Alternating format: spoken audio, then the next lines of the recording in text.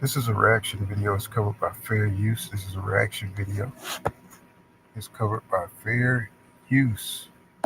Okay, got that going.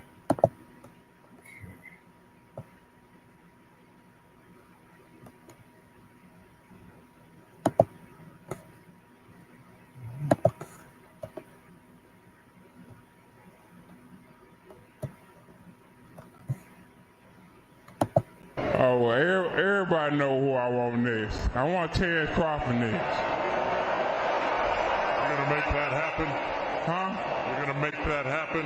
Oh, definitely. That's the fight that I want.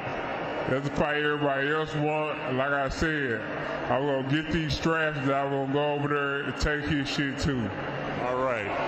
Errol, congratulations. Terrific fight this evening. Thank you, man. Now, strap season, I know what time it is, baby. Terrence, I'm coming for that motherfucking belt. All right.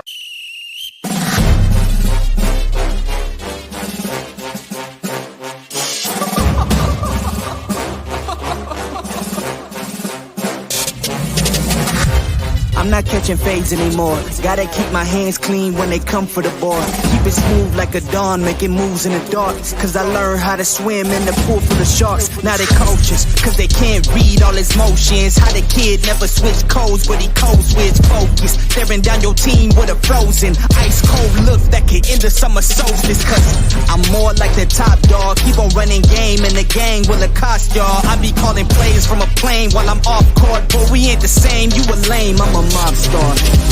Actually, I'm a top dog on a stat sheet. Off court, but I call plays for the athletes. Laughing when the cop cars try to catch me. Cause I rolled off in a taxi. With my feet up, I'm relaxing. Singing Figaro with no accent. While I pour strings from the streets in. Do it all with a straight face, I'm the kingpin. Top dog, top flow, boss mode. I'm the kingpin.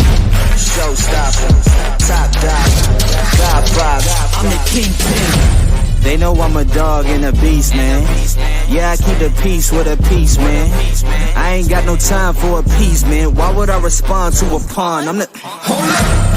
If I let my dogs off the leash, then you might want to get out of Dodge by the evening. Honestly, think it's not the blood and the beef. If they don't leave anything behind at the evening. I can see you soft, ever thought about retreating. If you never have, then they'll give you a reason. Better watch your tone, lose your bass when you speaking. Underneath the mask is the wrath of a... When you learn how to smile in their face, then go cutthroat. Then they want to call you a con when the blood cold. I remember starving while y'all had a truckload. Now I'm with the mob with the call and the gusto. I'm a top dog on a stat sheet. Off court, but I call plays for the athletes. Laughing when the cop cars try to catch me. Cause I rolled off in a taxi. With my feet up, I'm relaxing. Singing Figaro with no accent. While I pour strings from the streets in. Do it all with a straight face, I'm the kingpin. Top dog, top flow, boss mode. I'm the kingpin. Showstopper, top dog, God vibe. I'm the kingpin.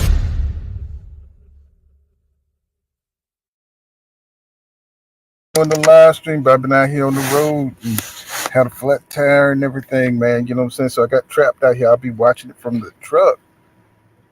So I am ready. I am so ready, man. I know you guys excited, man. I know it. What's going on, the kid? I see you, my brother. Salute to you, man. John Kramer, Bernard Gilbert. Salute, brothers. You know what I'm saying? He said, what a show we have tonight.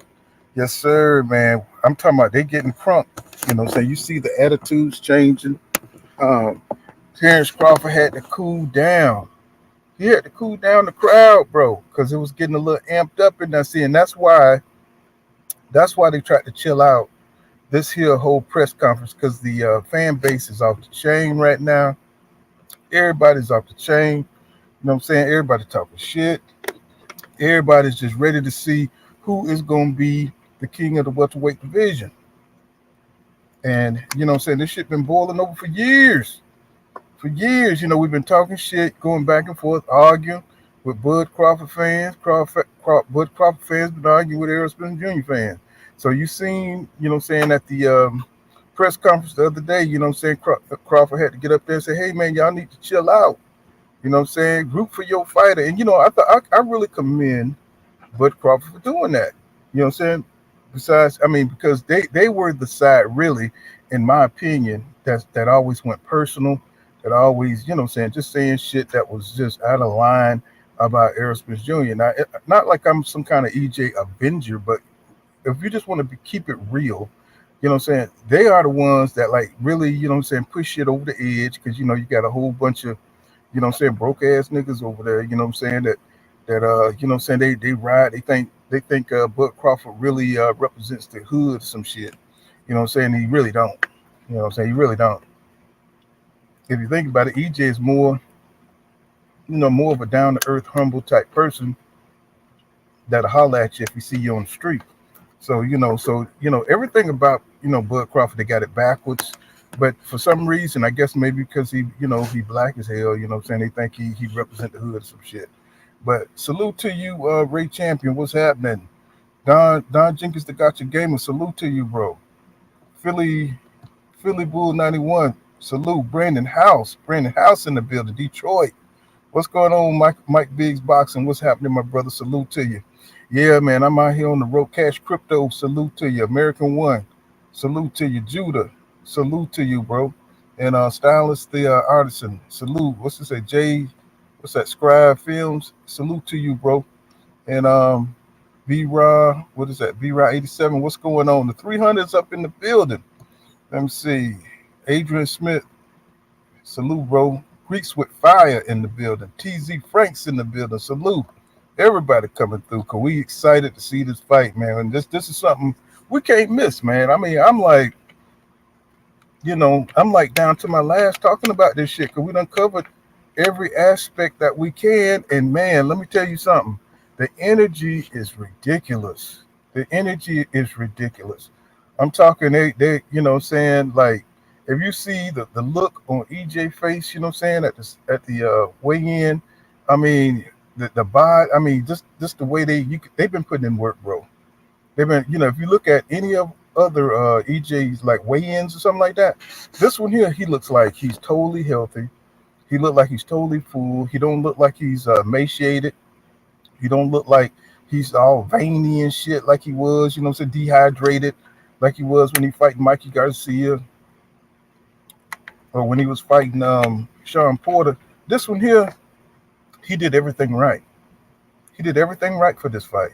So he has no excuses, you know what I'm saying, to go in there and do what he got to do and get Bud Crawford ass up out of there. Because he said he's coming nothing but power for 12 rounds. And we got to see what Bud Crawford, if he can handle that. You know what I'm saying? He's putting on a good front. The other day, he looked sick as hell. You know what I'm saying? The other day, he looked like, you know what I'm saying, he looked like he didn't want to be in a boxing match. But I know they're cutting weight, so, you know what I'm saying? We're going to see what the poundage is. And I want you guys to give me your opinion. Who you think, you know what I'm saying, how you think each fighter looks. What's going on, Trill Hill? Salute to you, bro. C. Billups, salute. I'm just a little bummed out because, my tire went out and I had to pull over. Now I got to wait to get that fixed and shit. I'm going to be, hopefully, you know what I'm saying, I'll be set up right so I can catch it and we'll go live on it. Get somewhere where it's got some good Wi-Fi. Let's see, what's going on, Buck Style? Salute to you, bro. Ricky D, salute. You know what I'm saying? B-Dog, salute. Bear 24, salute to you, bro. You know what I'm saying? Crush the Legend with the winning team. Salute to you, bro. Y'all know Crush the Legend. Y'all know how you get down. What's up? And make sure you subscribe to Crush the Legend. You know what I'm saying? Let me see. You get more than boxing knowledge. Let's see. JC, what's going on with you, bro? Salute. Let me see. Judah. All right, hollered at you. Let me see. BH, what's going on, bro? Salute to you. Master Khalid in the house. Yes, sir. You know what I'm saying, boy. You know what I'm saying. This is going to be the megalodon, bro. I'm just like, bro, I can't hardly sit here. You know that little nervous feeling, it ain't about EJ losing. It's just that the anticipation of the fight. You just want it to be a classic. You know what I'm saying? You want this here to be, everything that, we want it to be. We want it to be Hagler Hearns, man. We want that shit to be so live, bro. Hopefully nothing, no injuries, you know what I'm saying? Eye cuts and none of that shit. We want nothing but battle. Nothing but battle. You know what I'm saying? We've been talking about this fight for too long. know what I'm saying, to have some bullshit ass fight. And I think EJ, he's aware of that. He's aware that he wants to put on a show. He wants to make a statement, and I think that's the difference. You know what I'm saying? I mean, he wanted to make a statement against Sean Porter, but he really put in the work. Is what I'm trying to say for this one. He said he did everything right. You know what I'm saying? He got the nutritionist. I'm talking about he lost the weight correctly, easily. You know what I'm saying? He got the strength and conditioning in. Now we're about to see a beast. You know what I'm saying? We're about to see a beast unleashed. And that's what I'm talking about. I always want to see what EJ was 100%. You know what I'm saying? No injuries, no eye injuries. You know what I'm saying? None of that shit. Just straight 100% healthy Errol Spence Jr. You know what I'm saying? In the ring. So now, you know what I'm saying? Bud Crawford, you know what I'm saying? For all that shit they talking about the car crash, that shit's still coming up about the car crash. Yeah, and maybe there's some validity to it. You know what I'm saying? Maybe he lost a little something, but long as he coming back kicking ass, I mean, why would they keep bringing that shit up? You know what I'm saying? Maybe it's just something to say, you know what I'm saying? Something to give a little doubt in the minds of people, something to keep up a little controversy, you know what I'm saying? To keep people talking about the fight. I don't know. But as real boxing fans, we don't care about none of that shit. All we want to do is see the best fighters, the two best fighters in the world, get in the ring and go at it. You know what I'm saying? What's going on, GD? I see you out there, my brother. Salute to you. John Kramer, salute. You know what I'm saying? So I wanted to look at the weigh-in. You know what I'm saying? I just got a little peek at it because the only reason I'm coming live because my damn tire went out, y'all. That's the only reason I was able to get on live. He says, he said he's gonna his load, shoot his load people. I see. He says, let me see. What's going on in famous knowledge? He says, both ready for the fight, made a greater fighter win, and they both show that full skill set on night. This is exciting, bro. You know what I'm saying? It's weird how you could have two fighters that talk so, you know what I'm saying, like through the years, and I know it's all competitive sports, competitiveness, but in the black community, we tend to go to that extra mile, you know what I'm saying? We always do a little extra, and to see them just break it off like professionals, it's kind of a head spin. With everything said, over the years, you know what I'm saying? It's like, damn, what I'm saying? They real cool about it, shaking hands and shit like that. I wouldn't expect that. I wouldn't expect that at all. But it is what it is, you know what I'm saying? I mean, EJ said that you don't have to go in there and be all angry and be all emotional and shit. Bud seems like he's emotional, you know what I'm saying? But there's nothing wrong with being emotional because you're a human being now. Don't get me wrong. Look who he facing. He facing a motherfucker that really want to prove something on him. So, with that said, he had to go prepared to make sure he don't look like, he don't get embarrassed out there, you know. So, he got somebody who's truly hungry, truly motivated. When you got a dude like that, and this is your best fight that you ever fought, the toughest fight that you ever fought. I'm pretty sure he's feeling some kind of way about this shit. He probably can't sit down when he go home. You know what I'm saying? It's just on his mind constantly that he go out there and make a good showing of himself. And I'm talking about Bud Crawford. You know, he don't wanna he want to go out there and do well. Both fighters do, but look like EJ is the more relaxed fighter. Now I think that confidence comes from all the work he put in. But we got to look at this. You know what I'm saying? Bud had a fight. You know what I'm saying, with David Avanesian. Even though I don't think it's going to help him much. You know what I'm saying, from going in there with David Avanesian. EJ, you know what I'm saying, he got a little rust because he's been out for like 14 or 16 months, some shit like that. He's been out for a long time. But we also know how EJ trained. You know what I'm saying? He trains like he's in a fight. You know what I'm saying? He don't spar like normal, what I'm saying, every day, what I'm saying, like fighters, what I'm saying? When they get in there, they train like they're fighting. So he got Jamel Charlo in there. That's good work.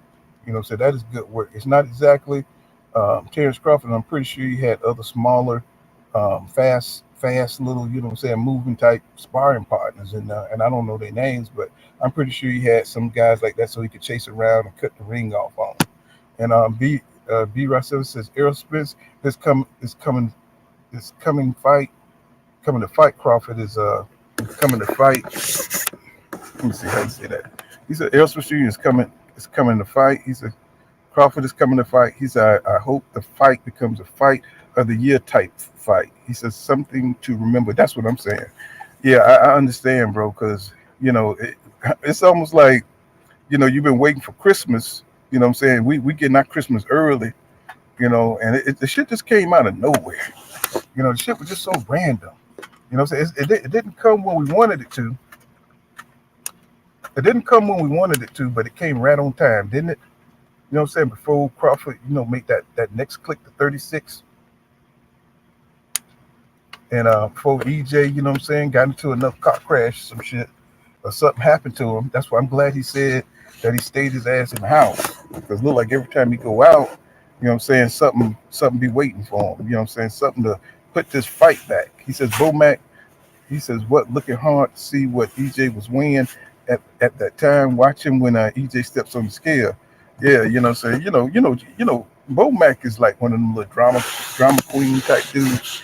What I'm saying? He's only interested when you're down. What I'm saying? You know how that friend is. Like, once you're doing well, he ain't interested. What I'm saying? But once you're down, that's when that motherfucker come around, right? And so he's one of those drama king type dudes. He probably get bored real easy. Got to eat a bag of Cheetos and shit to stay, what I'm saying, stay awake. What I'm saying? This is Andre Smith says EJ is going to make a statement. This is the last hurrah at 147. Move up to 154, no doubt. What's going on, Captain Ringo? Salute to you, my brother. Peace to you. And he says, JC he says, I hope it wasn't a bad weight cut for Bud. He said he's a counterpuncher and he don't need that reaction time effective. Yeah, what I'm saying? He looked quick. He looked fast when he was training. I'm pretty sure he wouldn't have took the fight if he thought if his timing was off, if he couldn't reach the peak of his abilities. I'm pretty sure he wouldn't have took the fight. But sometimes that money is just too big to deny.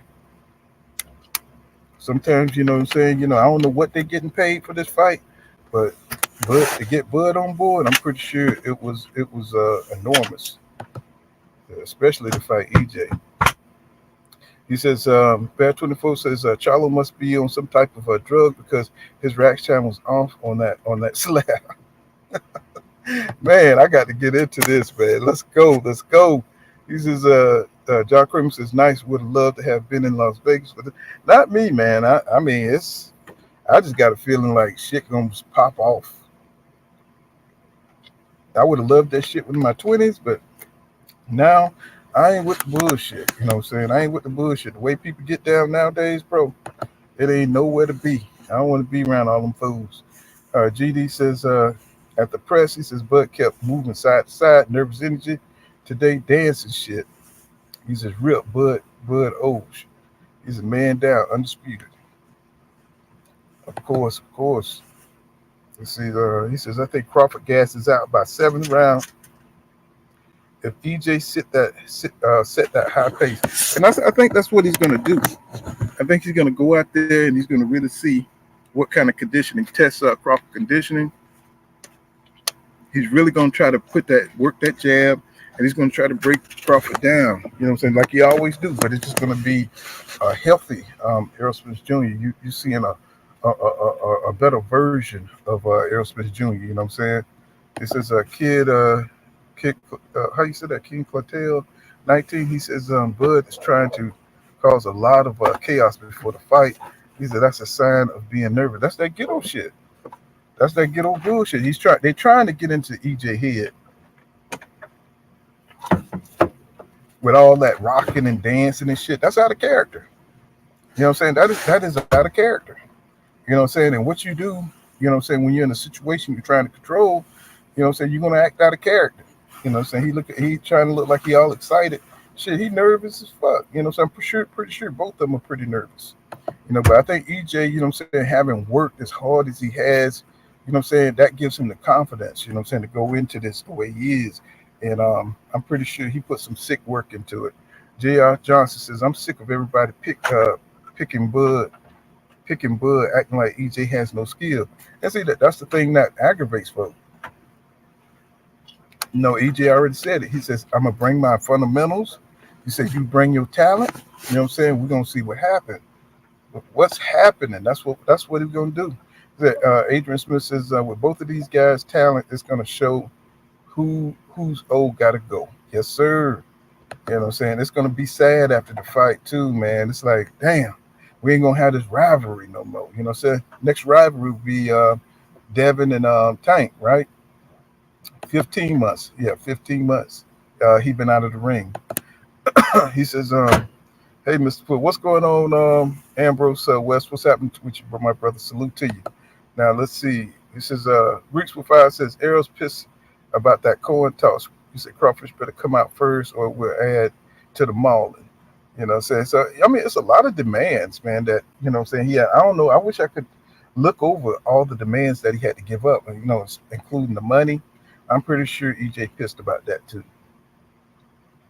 Because if you know you the goddamn B side, you ain't got no business trying to get the damn corn talk, trying to come out first, come out last.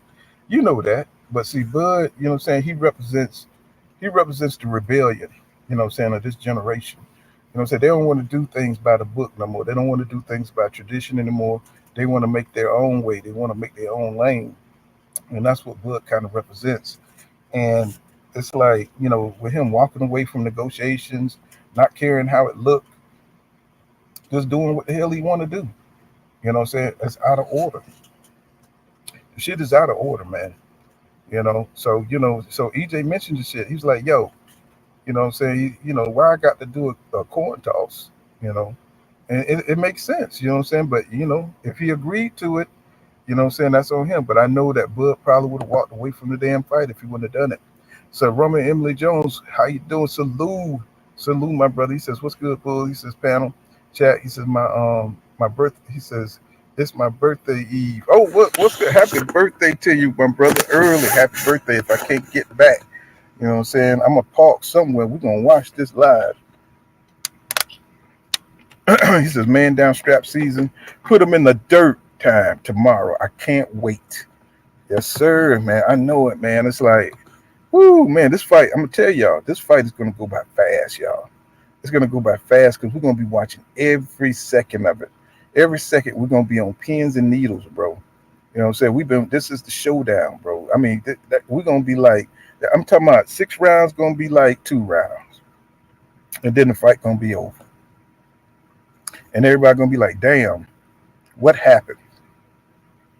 And then, you know what I'm saying, it's like, it's just gonna be over just like that. Crush the Legend says, EJ stays ready. No worries about ring rust over here. Oh, I ain't worried about it. But it's just a consideration because we remember when he was on the other 16-month layoff. I know they said 15 for this one, but I'm just kind of generalizing from what I remember. But I think it was 16 months the last time when he fought Ugas, and he came out there. He was reaching, bro. You know what I'm saying? He's reaching, and you know what I'm saying. He was just, he was just a little rusty. So hopefully, you know what I'm saying, he's taking care of that because he's fighting a real sharpshooter. And Bud Crawford, we know Bud Crawford, he make you pay, for those kind of moves. But I'm sure EJ and Derek James, I'm pretty sure they studied the tapes, and I'm pretty sure they know they can't do none of that shit against Crawford. JC says, I don't think the layoff going to be bad. He says he was active during his layoff, you know what I'm saying? But it's different about that ring, you know what I'm saying? We talking about Terrence Crawford here. So, you know what I'm saying, he's got talent, you know what I'm saying? So he can find those shots. So EJ got to be on his A game. He's definitely got to be on his A game. He said, talk about Charlo. He got slapped good by Plant. You know what I'm saying? Shit, you know what I'm saying? I mean, Plant, what he did, didn't he slap Canelo? He barely slapped Canelo, you know what I'm saying? He like to slap motherfuckers. And it's like Plant trying to get a fight. You know what I'm saying? No, nigga, you know what I'm saying? Charlo, he got Canelo, you know, so once he get it in, then they could get it in. He says, Trill here says, I heard it said that Crawford missed weight. I also heard that there were two weighted Oh, the two weighed twice. Two weighed in twice. I'm pretty sure they did. You know what I'm saying? I'm pretty sure they did. You know what I'm saying? So if he missed weight, you know what I'm saying? I mean, as long as it don't stop the damn fight, you know. I mean, he might have had problems making the weight. You know what I'm saying? Trying to put on that extra weight. So so he wanted to walk out there on that scale so he don't look scrawny. He said, this is going to be a good year for boxing. It's already been a good year for boxing, my brother. It's been a beautiful year for boxing. GD says, at first I wanted the classic with EJ winning, but with all the shit talking and disrespect, I was one side. I guess you said I'm one side of the ass whipping. I understand that, bro. You know what I'm saying? I'm here too. But I mean, even though it'd be good to see EJ get a one sided ass whipping, but for some reason you just want to see a good ass fight, bro. I don't. I mean, I don't. I mean, I don't mind if you go out there and watch Crawford, but I want to see. I want to see Crawford be what he say he is. You know what I'm saying? I want to see EJ overcome. You know what I'm saying? I want to see him overcome. You know what I'm saying? So break his ass down later. You know what I'm saying? Crawford like give him some trouble. You know what I'm saying? And EJ have to figure it out and go ahead and knock his ass out. So JR says, Johnson, I can't believe they got EJ the underdog. You know what I'm saying? That's that bullshit, bro. That's that bullshit. He says Charlo was with 20 dudes and nobody rushed playing, shaking my head. You know, playing a real one, man. I mean, he gonna gas out and shit. Sometime if they fought, he was gonna gas out. But it is what it is, you know. There's a Ramen Emily Jones says them car accidents are the only traps Bud been setting. It's a judgment day tomorrow. Let's see. Let's see. Kareem, he says, Shalom, Pooh, what's going on, bro? All right, so we're gonna get into a little bit of this weigh in and see these guys, you know what I'm saying, go up there, say on the stage and everything. Like I said, I didn't watch the whole weigh in because I've been driving all day. Only reason I've been able to get off is on my breaks and stuff like that. So I'm saying, this is extra for me. So when I got that tire blowout, I'm saying, I was able to come over and go live. So let's get into it, man. Let's get into it. So like I said, this is for fair use. This is a reaction video, and let's do it. Let's see. Let's go into it. For the undisputed welterweight championship of the world.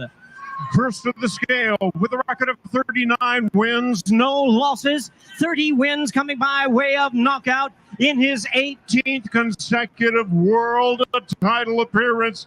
Here is the undefeated. What's wrong with Tyson, y'all? I mean, Tyson, something wrong with Tyson. You know what I'm saying? I know Bud, he going for Bud and everything, but I mean, something is real. I know he excited too for this fight. I was watching him on Hot Box.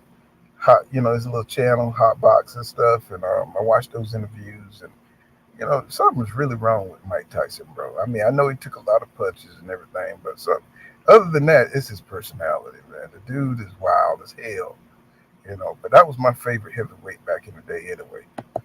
WBO welterweight champion of the world, Terrence Bud Crawford.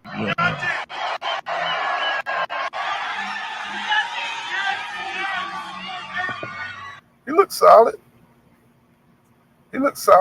I mean, the other day he was looking sick, but right there he looked solid, bro. Again, extra looked like he's even out. You know what I'm saying? Pause and all that shit. But he looked solid. I think he looked solid, man. He said Tyson high. Yeah, that's what it is. Tyson stay high, bro. Yeah, he cut up, man. He is cut up. I mean, look at the guns and stuff. You got the guns and traps, and he looked like he ready. I mean, you can't really say, you can't say nothing. You know what I'm saying? I mean, you always look a little weak when you're cutting weight, but look like they straight now. He says he shooms on he shooms and everything. Oh, you talking about Tyson? Yeah, but right here, man, if you look, man, I mean, yeah, he looked like he looked real strong. He looked strong here. Let's take a look. Let's see. Yeah. Yep. He look like he ready, bro. Let's see. Let's let it go. Bud Crawford weighs in at 146 and 3/4 pounds. 146 and 3/4. 146 and 3/4. So that's good.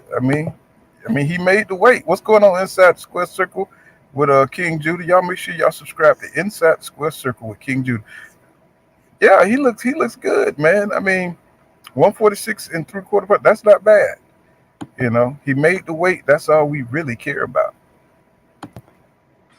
And now, ladies and gentlemen, with a record of 28 wins, no losses, with 22 knockouts in his 8th consecutive world title appearance, here is the undefeated, unified welterweight champion of the world, the Truth, Errol Spence Jr.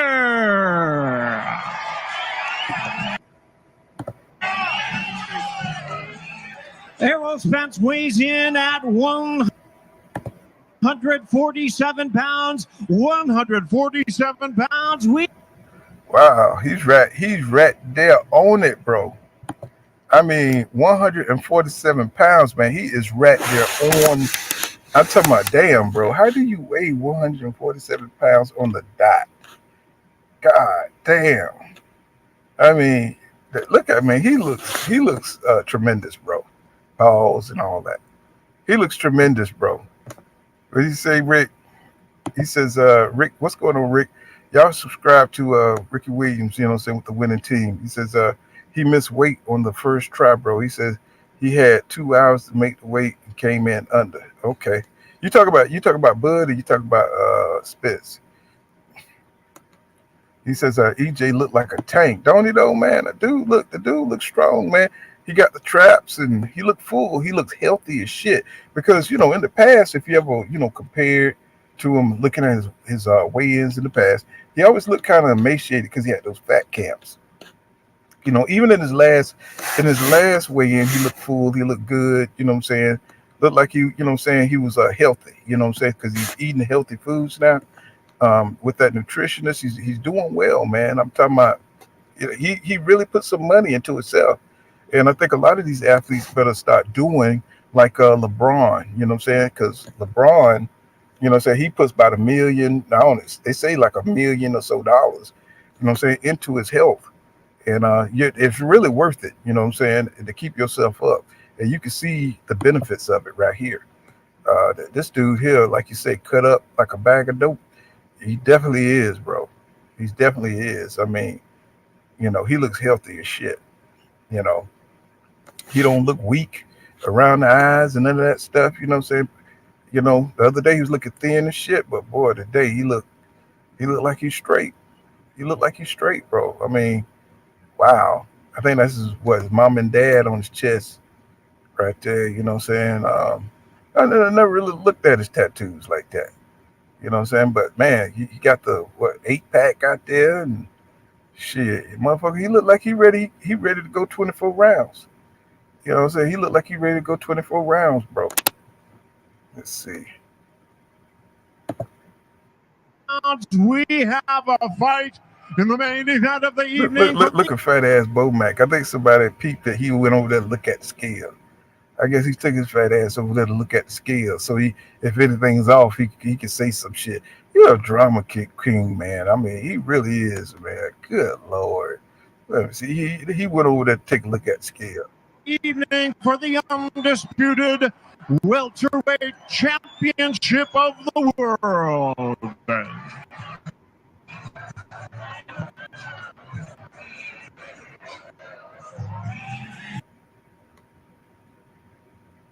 That's why I like EJ. EJ, he be in, he be out, bro. He ain't trying to do none of that extra shit. He may have to give a couple of interviews, but if you left it to him, EJ just take his ass home, eat a peanut butter sandwich.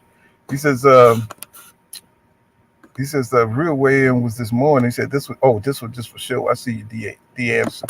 D Anderson say the real weigh-in was in the morning. He said this was just for show. Okay. I did not know that. He says inside Square Circle with King Judy. He says they calling Spence fat during the camp, but it was Bud who missed weight. Can't make this shit up. Hey, sometimes it go like that. Oh, I'm letting the shit go. And see, so this was the face. Let's see.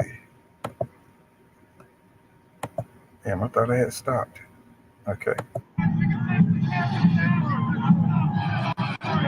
there they are, ladies and gentlemen. It's the main Let me event go of the back. evening. Let me Brought go to you back. by Premier They Boxing didn't really face Champions long. 12 They rounds. didn't really face long, EJ mentioned how he don't really like to do that too long. Let me see. Let's see. Let's take a look at the face to face.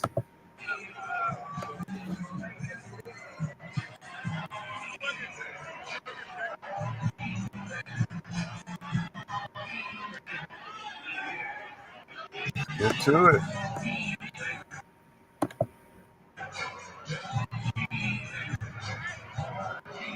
So here we go.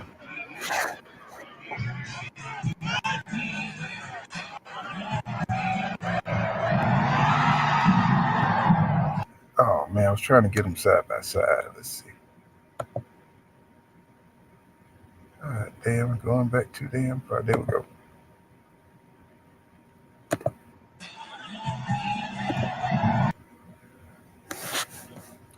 Let me see if I can go a little bit. Okay, that's them side by side. That's them side by side. What y'all think? They they like they're a good match. I don't think Bud is too small. I mean, EJ he looks hard. You know, yeah, EJ is just a little bit bigger. It's a little bit taller.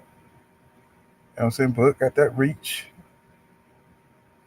You know what I'm saying? They looking ready, man. They looking ready. You know. He says, what you say, Moet? He says, Mr. Moet says, he says, I'm glad they had a shake during the face off. He says that one would calm the fans down some. Yeah, yeah. That was Bud had to like chill them niggas out, man, because people are like really, going over the top for this one. He said EJ got that Mike Tyson neck. You know what I'm saying? They both got long ass necks though. EJ, he got them. They both got the traps. You know what I'm saying? They both were athletes, man. Definitely, definitely, bro. I mean, yes, sir. They looking ready, bro. I'm like really proud of these guys, man. They took it seriously. You know what I'm saying? And they really know that this is the biggest fight of their career. EJ, he just got that. You know what I'm saying? He got that Tarzan shit going on. That nigga got the. You know what I'm saying? John Wayne type. Stance and Bud. He kind of got that cool. You know what I'm saying? Laid back type shit going on. So it's just kind of like sink in or whatever. But that's just genetics. That's just the way it is. He says, what you say, King? He says, EJ got the better body language. Bud slump. I think Bud body sit like that. You know what I'm saying? I think his body's just he always like kind of, use his shoulders kind of crouch over, you know what I'm saying? Like he flex when he flex. Yes, sir. He says Bud look a little frail next to but he just looks a little shorter. Just a little shorter. I think Bud is like 5'8" or something like that there. He says, what's up, Bud? He's what's going on, Gans? He says, what's up, Pool? Bud does look a little droopy, except he said a little droopy and 74-inch, 72 reach is enough at this stage. He said looks don't win fight. What you say, wisdom? He says looks don't win fights. No, we're just looking over the fight, bro. We don't, you know what I'm saying? It's like relax. B Dog says, yeah, I think that's just his posture. Yeah, I think so too. I think his posture is like that. He says, JC says, he says Bud ain't coming rah this time. He said he kept it respectful. He said this is the nicest I've seen him at a weigh-in. Laugh out loud. You already know, because he don't know what the hell's going to happen. So he better come in there respectful. You know what I'm saying? This is the toughest fight of his career. So you know what I'm saying? Of course, he knew he could destroy those other guys. Those guys, you know what I'm saying? They were title holders and B-level fighters. So, yeah, you go in there talking cash shit to them. Jose Benavidez, you know what I'm saying? You could talk shit to a dude that was shot in the leg. He says, X-Men says, the moment too big for Bud in his camps that EJ's going to shine like Floyd in Vegas, baby. Let's make it happen. He says, EJ's going to be a cruiserweight tomorrow. Oh, I don't think he'll get that big. He'll probably be up there 160 or something like that, 162, something like that. He says, Jamel have a 74-inch reach too. Yeah, that's Jamel though. EJ, he got 72, so we're going to see if it makes a difference. LB, he said, I believe TB Terry Crawford will weigh more on tomorrow. Actually, he said when EJ fought Lamont was way bigger mass wise compared to EJ. Yep, but it kind of slowed him down. He kind of old and shit. You keep fluctuating in your weight like that as you get older. It's not good for you. He says, ES comes in comfortably but not too heavy. Don Jenkins, the gotcha game, said he's humble. He's humble, ain't he? Yeah, because he facing that. He looking at EJ. He looking at EJ. He know what he facing. He know what he facing. He says, Bud know that ass whipping coming tomorrow. Yeah, they whole camp. They kind of changed their disposition. They must be listening to YouTube. How it sound like, how they seem like they were all ready for a funeral or something. So now they overdoing it by, acting like they extra excited, like they over the top excited. So somebody's watching, probably burning the box or watching YouTube. Hey man, they saying we acting like we going to a funeral.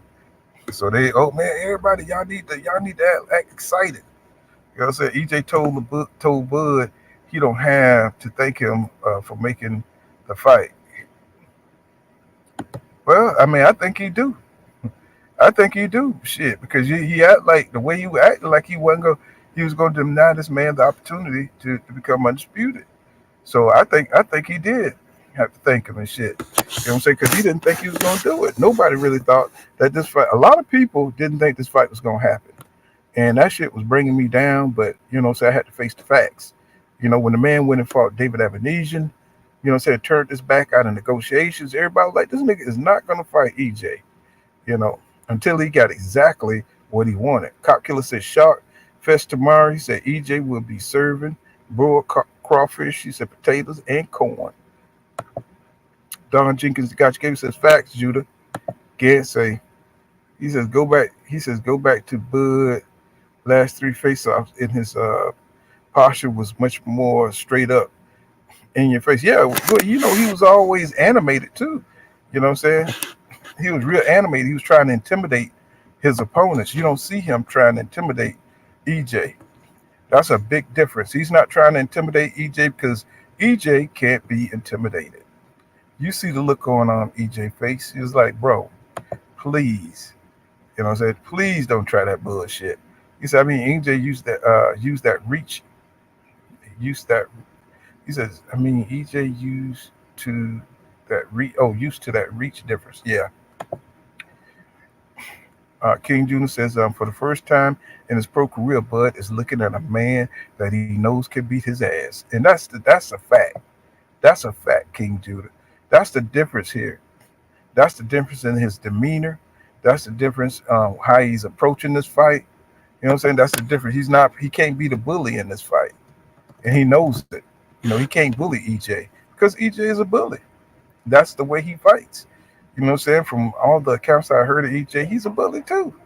You know what I'm saying? He just ain't overt like Bud Crawford. So let's see if the bully could bully the bully. So EJ looked in better shape than Uga's fight. Yes, sir. That boy looked like he ready. To bust Crawford in the face right now. So this is the first time Crawford don't have no advantages against his opponent physically or mentally. Exactly. And when you talk about Canelo, say it's always like a psychological thing that you got to go through that you can actually beat him.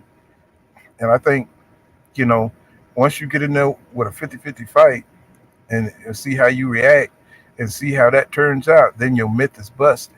If you come out like, on even cards like with Triple G, Canelo looked human. He didn't look like some beast or somebody you can't beat, Bud Crawford, you know what I'm saying? Because he stayed in those kind of fights. It's like we never know what he gonna do when he step up. So this is his step up fight, and that's why this shit's gonna be big. I do believe it's gonna do over 1 million pay-per-views. I do believe it. I know people looking at me, they probably looking at Pool kind of like, well, you crazy here. But I think it'll do over 1 million. Excuse me, y'all. I think it'll do over 1 million because everybody's anticipating this shit, man. This shit here is exciting as fuck. It says Errol will push Crawford. He said Errol is going to keep going when Crawford wants to rest. He says Crawford has to keep him off somehow. I don't think Crawford will be able to. Well, I think EJ's just motivated, man. He knows that this is a fight that he's gonna be uh, really remembered for. You know, certain fights. You know, so when every time you think about the past and you think about the best fights, they're never the Tyson fights. They're always like the Marvin Hagler Leonard fights, the trilogies and stuff like that, or the Mayweather fights. You know what I'm saying, or the Roy Jones Jr. fights. You know what I'm saying, that was. So those fights stand out. Those are the fights that you remember because you're fighting a really good rival. Roy Jones and Bernard Hopkins and Lights Out Tony. The Tyson fights that you remember, the Leonard fight. Say all those other fights he fought. Like Razor Reddick. You didn't really remember him that well because they didn't have the status of a Lennox Lewis or Evander Holyfield. You know what I'm saying? So you're only as good as your opponent. Yeah, I keep telling these Bud Crawford fans, there's no hate on Bud resume. It's just that he hasn't had no good opponents, bro. And when you don't have no good opponents, you won't be remembered. So I bet Pretty Boy Floyd, most people in this chat can remember most of all of Pretty Boy Floyd's fights because they were that good. They were that good. Say Oscar De La Hoya from what's his name, um, Diego Corrales, Castillo, just Zab Judah, you name it, bro. Shane Mosley, even the Shane Mosley fight was drama filled. So you remember the fights because the opponents, how good your opponents are. That's why nobody really remembers Bud Crawford fights because he really didn't fight anybody. So it ain't no hate. It's just what it is. So they don't want to accept that. So they want to give these guys, all kind of credit, and it's like they're fighters, but they don't really deserve it. You see what I'm saying? They wasn't really top opponents. It wasn't 50-50 fights. So that's why he don't get the credit he deserved. But they keep pushing the narrative like they don't understand why people look at Terrence Crawford the way they do. You know what I'm saying? And I just want to kick a motherfucker out the chat, you know what I'm saying, for being disingenuous. So that nigga ain't fight nobody. So it is what it is. So let's go. Let's see. There's a Bud and cashed out, and he said that's the last belt. He said EJ has to make hella concessions to make the fight. Exactly. He said folks need to respect him for that.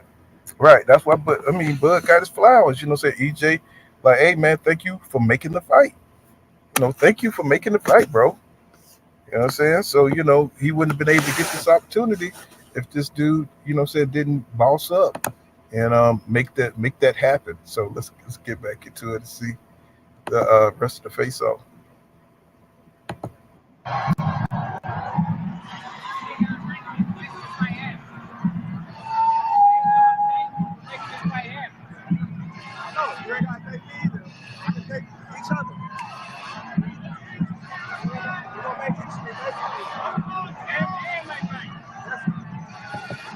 He said, we're going to make history, baby. We're going to make history together.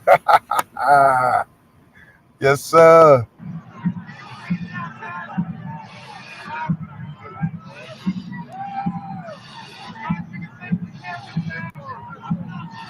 And there they are, ladies and gentlemen. It's the main event of the evening. Brought to you by Premier Boxing Champions. 12 rounds of boxing with the undisputed welterweight championship of the world.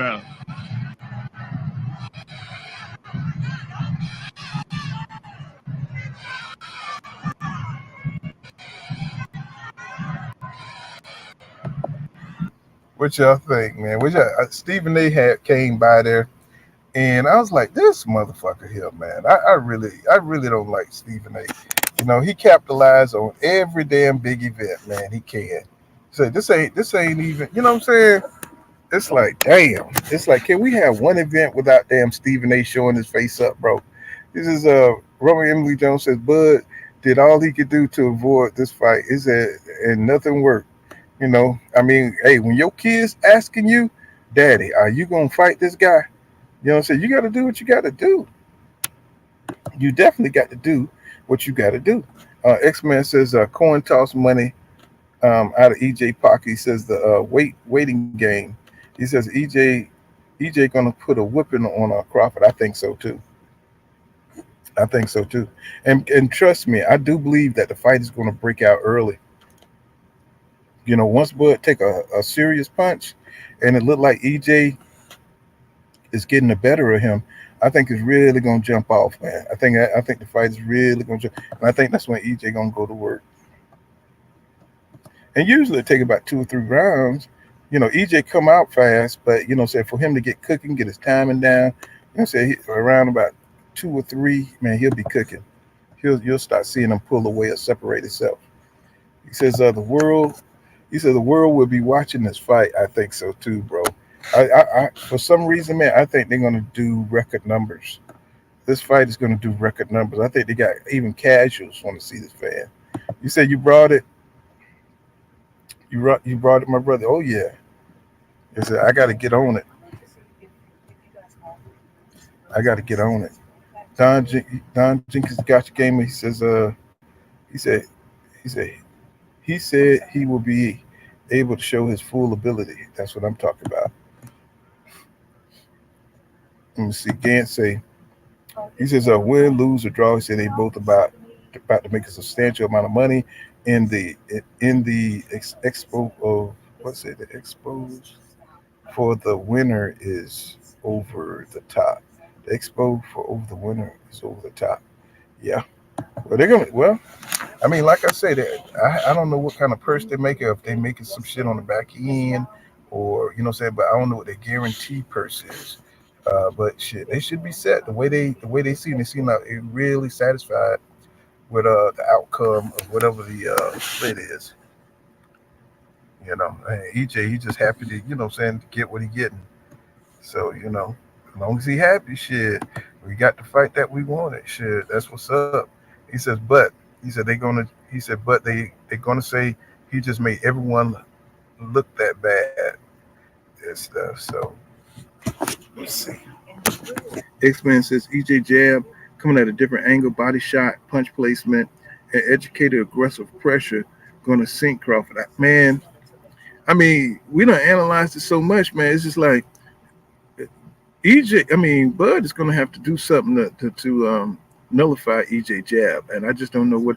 And a lot of people think it's gonna be movement, and you know how he does that lateral, and he does a lot of head length, level changes and stuff like that. And you know, so he got those forearms looking a little big there. So like maybe he's going to try to block a lot of shit and come on the inside to try to catch EJ with something. And he better do it early. You know, he better do it early because you know once EJ gets to cooking, man, it's going to be hard for him to stop that momentum. You know, so you saw the momentum build up with Ugas, and Ugas made the mistake of letting EJ get in his rhythm. So if Bud Crawford could keep EJ off his rhythm, you know what I'm saying? You know, I still think he's gonna go down, but he might last longer in the fight.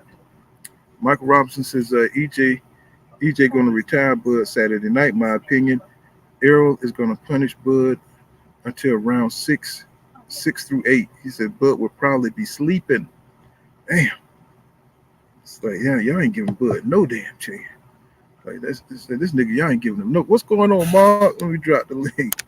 I know Mark be talking mad shit. What's going on, Mark? What's going on, Marcus? Ain't see you in a while, my boy. What's going on? He says, Johnny. He says, he says, tight lips. Johnny, tight lips. He said his resume isn't great, but he's still best fighter than Spence. Okay, I hear you, bro. I mean, I ain't for to argue about your opinion. You know what I'm saying? You know what I'm saying? Marcus Morgan says, let me join in while you big bro. Go ahead. I just dropped the link, Marcus. And I know, turn down that goddamn big boisterous ass mic you got too. If you're gonna come up, let me see. Oh, there you go. What's going on, King Judah, bro? I'm beside myself, bro. I'm Yo, beside. what's going on? You can hear me, bro? Yes, sir. So, look, I'm just tripping out when you made that statement about him moving. I heard a lot of Bud fans talking about, yeah, he gonna move and Spence can't catch him. They don't realize that Bud just came in the heaviest he's ever been in his whole career, and they banking on him moving the fight. He made the first time, bro. That's the heaviest Bud Crawford has ever been when he tried to weigh in the first time. He came in at like 148, something like that. That's the heaviest. So that let you know he came into this weigh-in on the eve before the biggest fight of his career, the heaviest he's ever been. And y'all telling me he gonna move? Y'all don't know nothing about boxing. Well, I mean, I don't think that's a strategy. I think the strategy for Bud is to knock EJ out, and I think he's working himself on the inside and looking for those shots, where he could catch EJ. I think saying just looking at from the way in and looking how he was trying to duck on the inside, and the way he was moving his head, giving lateral movement on the inside, and I think he's going to try to catch EJ on the inside. Well, I think what happened. This is what I think happened. I don't think Crawford came in overweight like some fighters do because they undisciplined and shit like that, and they have a bad diet. We know that's not the reason. The reason is he bulked up for this fight, and the reason, like I said, that can be plausible. Of course, Porter, he want to be able to have more power. I think more importantly, bro, he trying to pack on more muscle to absorb body shots. He want to absorb all because EJ punch is gonna hit him everywhere. He want to pack on as much muscle as he can to absorb as much damage as he can. That's why he was so heavy. That wasn't fat. That was muscle. That was muscle that he had to drop. He had to drop in those 2 hours that they gave him to make weight again because he came in overweight because he was so muscular. Yeah, but you don't want muscle. You want fat. You know what I'm saying, to absorb, those kind of impacts. That muscle is wrong, bro. You know what I'm saying? If you muscle, man, you're going to get tired, bro. You're going to get tired. Well, Crawford, bro, he naturally skinny, bro. I think he a hard gainer. You know what that is, boy. They got some people they call hard gainers. Like I don't think Terrence Crawford can get. Yeah, you don't think you think genetically he's just small, kind of like Floyd. Or Snoop Dogg. Look at Snoop Dogg. Snoop Dogg can't get fat. You know what I'm saying? They can't do it. Right. And he's smoking that weed and eating this shit. So, what's going on, Mr. Moet? What's happening? What's up, Paul? What's up, King Judah? Man, I've been waiting for this eve of this fight night since really 2018, and I think that was the year that Buds re-signed with Top Rank, if I'm not mistaken. No, you're right. And I was pissed, man, because I said, damn, he gonna come over to PBC. And we gonna get the fights that we want to see, not just with EJ, but also with the other top competitors and champions at 147. But history didn't make it out to be that way. But man, I'm excited, man. I'm actually comparing what I think this fight will look like on tomorrow. Bo Holyfield 1. Oh Lord, bro. Oh God, bro. You said Bo. You said Bo. Riddick Bowe and Evander Holyfield 1. 1. And if you remember that fight in the 11th round, they both went so hard in that 11th round. When the round was over, they both tapped each other on the stomach. Like, man, that was a good round. You know what I mean? Yes, sir. They know they're making history. Yeah. You know what I'm saying? Up in and throwing them things, bro. That's what the crowd like. I'm talking about. I think we're gonna see some record number outputs. We're gonna see some goddamn 122 output out there. Yeah. Yo, on the important note, real important note, right quick, bro. I just want to point out the fact that I think your boy Joan Turner is as nervous as Bud Crawford because he's nowhere to be found. You know what I'm saying? The night before the fight, Joan Turner is nowhere to be found. So it seemed like Bud whole team got nervous energy, including his fans. His biggest fans ain't nowhere to be found right now. If they don't have nervous energy, then they crazy as hell. Because what I'm saying, this is the one, man. This Bud, this is the best fighter that he ever fought. What I'm saying, they say he's the favorite, but really, the way I look at it, he's the underdog, right? You know what I'm saying? So You know, there you go, Joe. You done, boy, you done talked up Joe Turner, bro, Hey, in I the done talked him building. up. You done talked about I told you he's probably listening, boy. Don't be talking too much shit about Joe Turner now. God damn it, he gonna pop up now. He's a dungeon to talk with Doom. Say, have my money ready. Hey, y'all better stop that shit. Joe Turner ain't scared of y'all niggas like that, bro. You know what I'm saying? Joe Turner, like, he don't give a damn. I done seen Joe Turner here with nothing but goddamn EJ fans and shit. Still talking shit, goddamn. Facts, So facts. y'all better leave Joe Turner out of that. He said, I'm here. Let me see. Let me put that on the screen. He says, I'm here. God damn it, for all you some bitches. You know what I'm saying? That's why I love Joe Turner, man. He don't give a damn, bro. He gonna come in here regardless and talk his shit. So what? So I feel you though, man. This man, I'm just so we don't know. It's so anticipated, bro. We don't know what we gonna get. Yeah, We right. we don't know what we gonna get, bro. We just like because we haven't had a fight this good in so long. I mean, you could look at the Tank and Ryan Garcia fight. That was good. That was good. Yeah. You know what I'm saying? We seen Tank face a little adversity in there. Ryan Garcia had them hard ass hands, them fast hands, and he was Mhm. trying to take it to Tank, and then Tank just figured that shit out and got his ass up out of there. That's beautiful, Yeah. beautiful. Now we starting to get the fights like see when you see the guys from my generation. We're used to seeing fights like this. You know what I'm Mm. saying? It just went dead all of a sudden because guys were trying to protect their own. So now, Mhm. if we get boxing back to where it is, boxing would be exciting again, right? It'll be, so you'll get used to seeing fights like this. So you wouldn't be starving for fights like this. That's why this fight is so big because we don't really get fights. Well, Jamel Charlo, I'm gonna take that back. Jamel Charlo really started bringing it in with Castano. I would have Mhm. to say that was a throwback fight. Mhm. What's his name? Even what's his name that fought Villa? Villa coming in throwing them things. And what's the dude he beat from Golden Boy? What's his name? I keep forgetting his dang name. Rashidi. Yeah, Rashid. That was a good fight.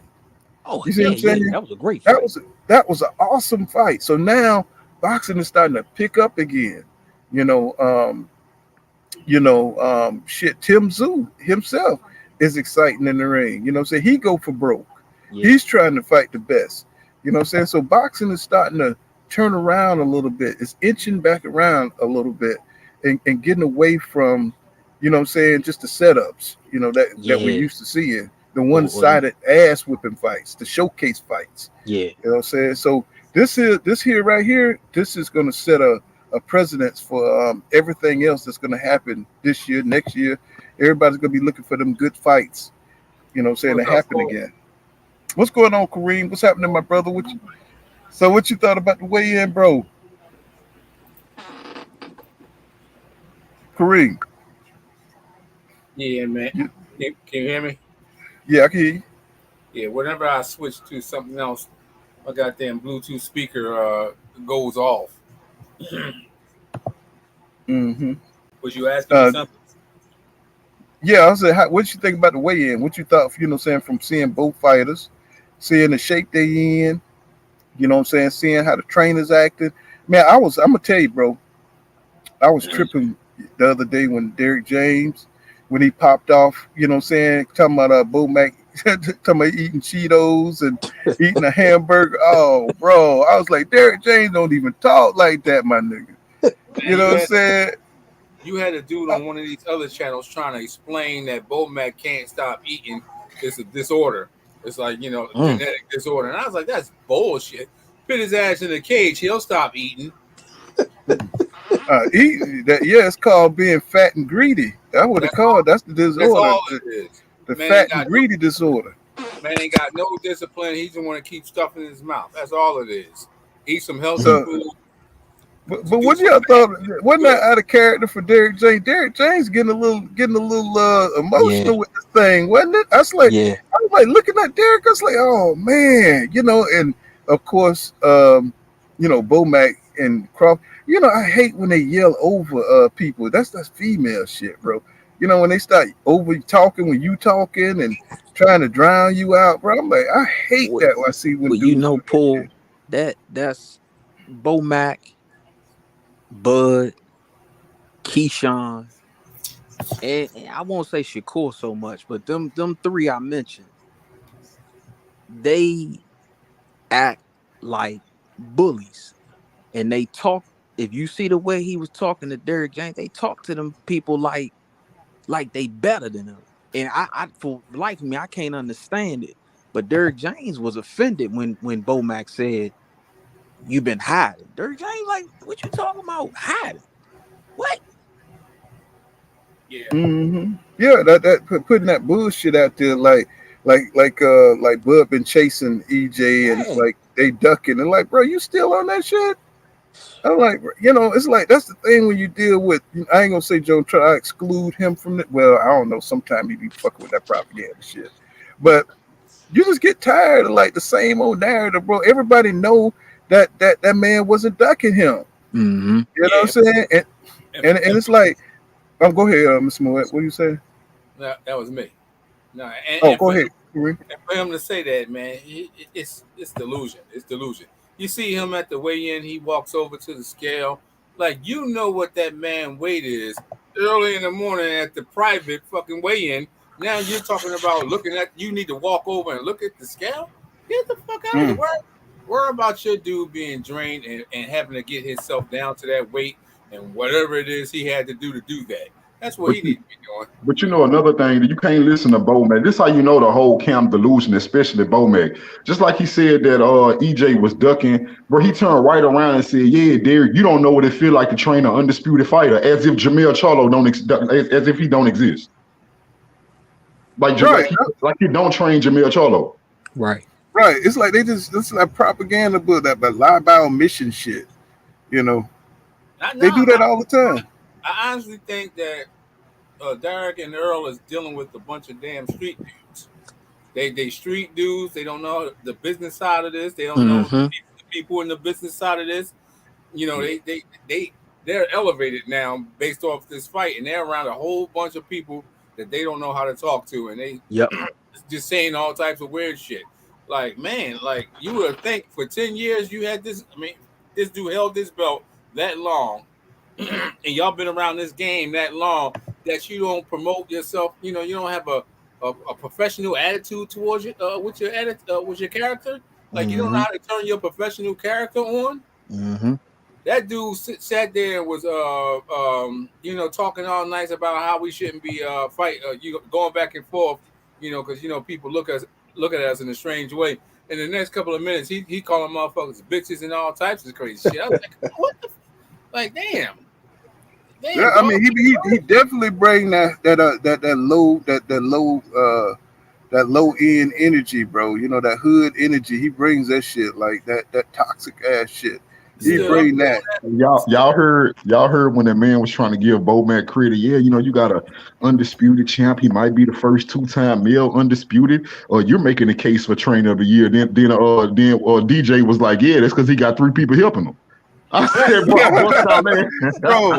that was crazy. That was crazy, bro, when he said that. Oh, man. I was like, God damn. He wouldn't let Derek get in a word after that, boy. I was like, God damn. Yo, shit. I don't want to hear shit. I'm like, oh, bro, I really dislike that dude, man. He has no class whatsoever, bro. Derek should have challenged him to a fight like Bullet Gibson and what his name is, Calvin. Calvin got a fight coming up. Forward. Yeah. That's what Derek should have said. Yeah, I think they're gonna fight. I ain't gonna lie, bro. I'm gonna keep it G. Y'all know I ain't the biggest Tank fan, but bro, Calvin Ford in shape, bro. That old man in shape, bro. Yeah, I live in Maryland, so that ain't too far from me. That's about an hour up the way to go up to Baltimore. Derrick James, man. Yeah, Derrick James is in top shape too. You see him, man? He all cut and everything. I'm like, he really getting it in too, man. I'm like, wow. Yeah, Poor. I forgot. I'm glad you came on tonight. Poor counter. Did you see Frank Martin walk up on Keyshawn Davis? Yes, I did. Yes, I did. Keyshawn tried to play it off. I know fear when I see it, but y'all, that's that look. That's that look when you know you beefing with a nigga in the hood. Like I'm talking this before social media. When you beefing, when you see somebody, somebody beefing with somebody in the hood, and they running to each other at the corner store. You know what I'm saying? You know you scared of this nigga and you run into him at the corner store. You can't go nowhere. You got to face this nigga. That's that look Keyshawn had on his face. Like, I can't go nowhere. Like, did you see Frank Martin looked at him, bro? Because he was still trying to, throw little jabs in there, and Frank wasn't having it. Frank wanted to fight, bro. He tried to make a joke out of it. Now, this thing about it, Frank Martin was having a whole interview with somebody. Frank walked off the interview to confront. He chased Keyshawn, bro. Like, bro, that shit was crazy, bro. He cut his interview short, chased Keyshawn Davis. The man that was interviewing him followed him to get the rest of that footage. Bro, I said, bro, this is crazy, bro. Frank Martin, that whole Derrick James camp, bro, them dudes different. You can't last. That's another reason why we talked about it. I think Ryan Garcia is gonna come out a better fighter than he ever been, bro. He is around straight dogs. Hey, bro. He said, man, I'm like that, bro. I'm like that. He's he was up in Keyshawn's face, and Keyshawn was like, oh man, I hope he don't steal off on him. You can see on his face, he was afraid that Frank was gonna steal off on his ass and stuff. But once he got comfortable, he realized Frank wasn't gonna do that. He started talking more shit. He got quiet for a second there. Well, look, Frank is about 10 years older than Keyshawn too. So I mean, to be honest, Frank looking at him like he a little dude. Right. Yeah, so he ain't used to, it's a different generation. Like Keyshawn from that generation where people talk and this and that. Frank a little older, bro. Frank like, okay, you talk, but when I see you, I'm gonna see about that. You know what I'm saying? I'm not gonna leave this shit just for Twitter. And you can see the difference. He looked like a little boy versus a grown ass man. I mean, not to insult Sean, but Sean, he ain't ready yet, man. He got to start getting them fights in, man, so he can he can face somebody like Frank Martin. Because Frank Martin, he's ready to fight Tank. He's ready to fight the top dudes in the division. Yeah. And so he needs to just kind of cool out, because if Frank Martin call him out, or he ain't gonna accept the fight. And then you're gonna look like a real punk. Right. He don't, like you said, bro, Keyshawn don't want it, but he learned from Terrence Crawford. He learned how to tie his name to a more established guy. He tried to do the same thing with Devin Haney. He learned how to tie his name to people who got more clout than him to boost his own image. You see what I'm saying? So when it really come down to it, when them dudes say, well, what up then? That's when he turn around and then he start, you know how he start backtracking, man. Y'all want to fight me. I only got 8 fights, but you wasn't talking like that at first though. Yeah. You know what I'm saying? They talk about what's his name? Zach B told us he think Mike Tyson cheated EJ. This is what I feel about that. It don't matter who come out first or who come out last. Right. Because everything in traditional boxing is turned upside down, y'all. You know what I'm saying? Everybody's doing what they want to do. So I'm just so happy to have the fight. I don't even care about the little shit like that, bro. Let them come out. Let Bud Crawford come out last. That'll just be sweeter if EJ washes ass. It just be sweeter. Yep. You know what I'm saying? So you got everything you wanted and came out there and got Falloon. But do y'all realize how during the social media era, how everything is documented more now than ever? Let me tell you something what Terrence Crawford did to yourself. You have a terrible resume. You on record for openly saying you don't want to fight Errol Spence multiple times. Multiple times you said this, at least 10, that you don't want to fight this man at all. You also on record for taking a fight in between where you could have just negotiated to fight him right then and there. You also on record for getting paid. EJ paid you more money for you to take this fight, so he basically paid you to accept it. You didn't want it, he paid you to accept this fight. If you lose with your shitty ass resume, bro, social media would never, you in them social media era, but this shit is gonna be documented for fight fans for the rest of humanity. They gonna know exactly what you did and how you did it. That's right, goddamn it. You gonna have aliens and shit. Don't aliens forget that bullshit coin toss. Don't forget that bullshit coin toss. Man, Mike Tyson roll out them blunts. I can't even flip a damn coin. Hey, Paul, you funny, man. That's why you couldn't flip that motherfucker. Man, Mike Tyson was high as a goddamn kite in there. He know where he was at. Man, Mike Tyson got a smoke gun. Yeah, right? You seen it? Yeah, I seen it the other day. That nigga is silly. Mike don't know where he be at half the time. I did like how they had Holyfield up there. I wish we'd have got to see Holyfield and Mike Tyson interact. I always like to see them two, talking shit and acting. Hey, King. I think who is it? I think it's Reddick. What's his name? Bo. But when Bo and Evander, you know what I'm saying, Bo still want to fight that man. It's like, bro, Right. you missed your opportunity, my nigga. What was it? Was it Bo? No, it's no. What's his name? Lennox Lewis. Lennox Lennox Lewis. That's Lewis. what I'm saying. Yeah, when Yeah. he see Lennox Lewis, man, that motherfucker get triggered like hell, bro. I was like, Yeah. see, that's what everybody was telling you when they're telling you, hey, you didn't fight the man, you threw the WBC in the trash, and see now you regret the shit. You know Yeah. what I'm saying? Now every time you see that man, you got to act like you want to fight him. Get out of here, bro. Get out So of he here. had ducked him. He ducked Holyfield.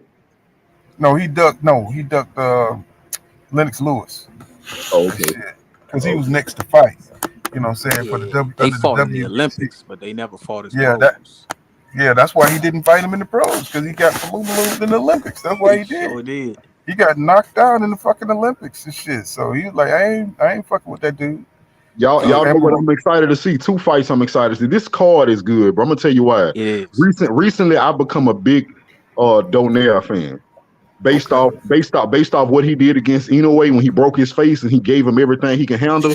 That let me know Donaire really that dude. Plus, bro, you know he come in the graveyard a lot on BFTB channel, bro. So I done talked to the dude a few times, bro. So I'm looking for him to win. I'm hoping he pull this shit off, get that belt. You know what I'm saying? Because he told what he said at the his interview. He said he actually still want to be undisputed at 40 years old, and I respect it. Yeah, I saw Y'all that. know I like legacy fighters. So the fact that that's still his goal, I respect it. You know what I'm saying? But also that Pitbull and Cabrera. Because I heard Cabrera is better than what we know, bro. So don't be surprised, bro, if Cabrera pull this off. I heard that I dude mean, is good, bro. I I can heard see he's by the good. color of his hair and shit, that motherfucker hell. If you can walk in there with that kind of hair, bro, that motherfucker got to be hell, bro. Cause and then Daniel, he's about 40 years old, bro. So What? I don't expect too much from him. Well, yeah, I was actually. Oh, yeah, Donnell. That was he not fighting Cabrera. Cabrera is the one that's fighting Pitbull. Fight. Oh, Yeah, Pitbull. Cabrera fight Pitbull. That's Yeah, gonna. so I'm gonna tell y'all something. That's gonna be a good ass fight, bro. yeah, that dude Cabrera. One I keep hearing about Cabrera. They said that Cabrera was helping Devin get ready for Loma, and they said Cabrera was looking good, but they say Cabrera can box. He a out fighter. He good at pointing people. So he a slick boxer, bro, with some skills. thing. I But don't know. I love the way Pitbull fight, man. What's going on, Floss? And we can get you up here. We just been running our mouth. No, Go ahead, Floss. I just been enjoying it. I want as many knockouts on the undercard as I can get so we get to the grand finale. Mm. He said, I feel you. Mr. Free Smoke Jr. returning tomorrow. Neither Hey, one of these sir. dudes ain't got no. to the panel, real quick, I just want to share with you all a couple of observations that I've made from some film study on Bud and would love y'all feedback.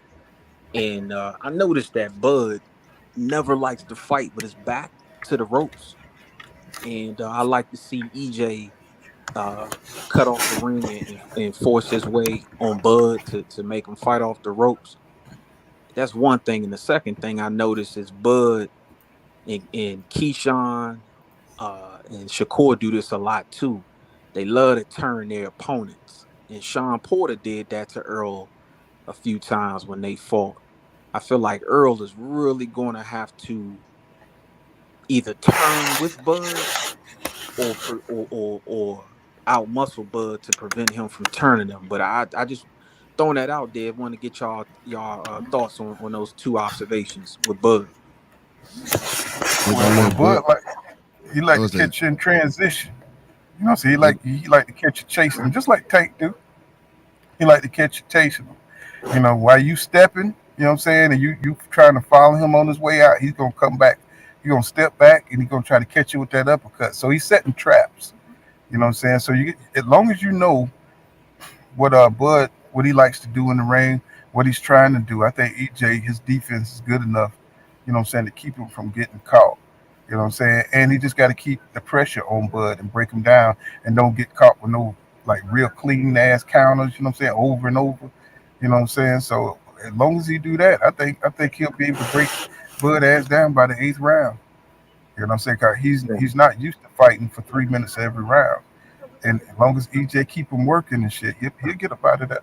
And see what I think is Bud, bro. He got that, The reason why he don't like his, I seen what you seen too. Like when his, he feel his back touching the ropes, he get real antsy, bro. You can tell he don't want to be there. The reason is he not comfortable on the inside, and everybody know that once your back touch the ropes, you about to have an inside fight. You don't have nowhere to go. Okay. So that's why it's like that. But turning, bro, I understand what you're saying about turning, but I'm gonna tell you why this not important in this fight. Turning is usually a good thing to do, and it's very effective on pressure fighters. This won't work against EJ, bro, because EJ, this thing about EJ, bro, what people don't realize is all EJ wants is for you to engage him in close. So the moment if Terrence turn, if he do turn EJ, he need to get the fuck out of dodge. He don't need to turn EJ and attack, because the moment he attack, he giving EJ the opportunity to attack back. That's what EJ want. Nice. If anything, just keep the pressure on Bud and keep mirroring him. So when he try to turn you, he ain't really got time to think. And a lot of people that he be turning, he get the dancing in front of him and get the timing him. And once you start doing all that dancing to it, it's like the dudes he be fighting get caught in a little daze and lose focus for a second. And before you know it, Bud done turned him and put him in the corner. Yeah, see, the thing about it, if he turn EJ, anytime he turn EJ, that shouldn't be an off. Usually, you do everything for a reason. That shouldn't be his reason to initiate offense. If he able to turn EJ successful on ropes, he need to create space. That's what he need to do. He don't need to attack right there. Because if he attack right there, EJ is going to attack right there, and EJ is going to get the better of it. Man, I ain't gonna lie to you. If Spence knock out Bud, it's gonna be with a straight punch, I think. Hey, hey man. My man here, what's going on? We've been looking for you. We thought them Bud fans had caught you at a stove some goddamn well, bro. They tried. Hey, real quick, man. I gotta say first things first, man. What the hell you been at, dog? Hold up, man. Shout out to my brother PCB, man. Pool counter. You know what I'm saying? I apologize, bro. I didn't get back with you, but I appreciate you showing me love, looking out for me, reaching out to me, man. Hey, that's what brothers do, and man, you my brother. I appreciate that. You know what I'm saying? I gotta tell y'all, and I've been working. I ain't been able to just rock like I want to. I told people that. I say he probably working, man. A nigga been working, bro, and I've been having to drive back and forth. You know what I'm saying? So it is what it is. But look, Bud, this is the thing. Bud gonna catch EJ. He gonna catch EJ during the fight. He gonna catch him with some hot shit. We know this is that's what Bud do. The thing is does he hurt him enough to finish the fight? If he don't hurt him enough to finish the fight, it only gets worse for him. It only gets worse because we done seen EJ get clipped. And when Ugas caught him with the mouth, when he looking at the floor and shit, Ugas catch him with the clean punches. What happened? EJ didn't do shit but turn. He didn't do shit but turn up. So Bud gonna catch him. EJ gonna turn up. So Bud gotta hurt him. That's what it comes down to. If Bud don't hurt that man, and even if Bud don't finish that man, he gonna get beat up. He gonna get beat up during the fight. It is what it is. I can address that if I can real quick. When if you notice, when Bud feels like his opponent is hurt, that's when Bud opens up his offense, and that's when he tries to close out the fight and get a stoppage. And I agree. I think he's gonna catch EJ and think that EJ is hurt, but EJ gonna bite down, man. And when Bud opens himself up, I think it's even worse. It's even worse. Yeah. And that's gonna be the problem. That's why I said if Bud don't catch that man, hurt him, and finish him, he getting beat the fuck up in the fight. You know what I'm saying? And the other thing is hell, Ugas had free shots.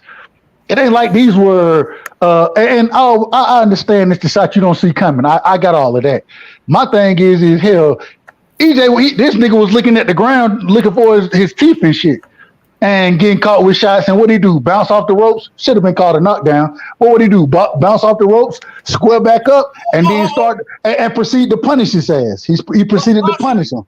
Why should have been called a knockdown when the referee called stop to the round? The reason it should have been called a knockdown is because even though the referee, hold on, I'm gonna answer if you gonna ask it, I'm gonna answer it. Let me answer the question if you're gonna ask it.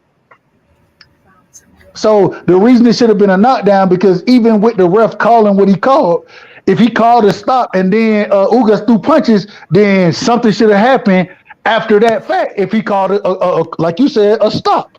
What he did was he attempted to call a stop and then backed off of it. That's what the ref did. Now, no, that's you making up shit because the ref didn't do that. The referee called stop. He goes in and says stop. Then he says stop a second time after the punches were thrown. So him the reason they stop to that round. They said the reason it should be called a knockdown because if the ropes hold you up, you know what I'm saying? If they punch you and the ropes hold you up, then it should be a knockdown. Like when Mayweather went down and Zab Judah fight to get his balance and his glove touched the canvas. They didn't call that. They didn't call that either. But they said it should have been a knockdown. It's just technical shit. See, I don't. And I see where you're coming from, but I don't believe that. I believe that like the ropes holding him up. I believe a knockdown is a knockdown. So if you do get hit into the ropes and you still able to gather your legs to stay up, I don't think you should be called a knockdown. Yeah, the ropes held you up, but anything can hold you up. Your opponent can hit you. You can fall on him and not go down. Was that a knockdown? No. But Judah, held you up and you didn't go down. But Judah, hold on, Judah, real quick. The thing is I understand where you're coming from, but according to the rules of boxing, I'm just speaking strictly toward the rules. If the ropes hold you up, then that means if they weren't there, you would have been knocked down. I think that if the Hold on, bro. Let me just finish this shit, bro. Let me finish this, bro. I got you, bro. Making some fantasy type shit. Good to have you back, bro. Good. Hey, you already know how I am, fool. You know what it is, but rules of boxing. Hold on. I got you, bro. Hold on. I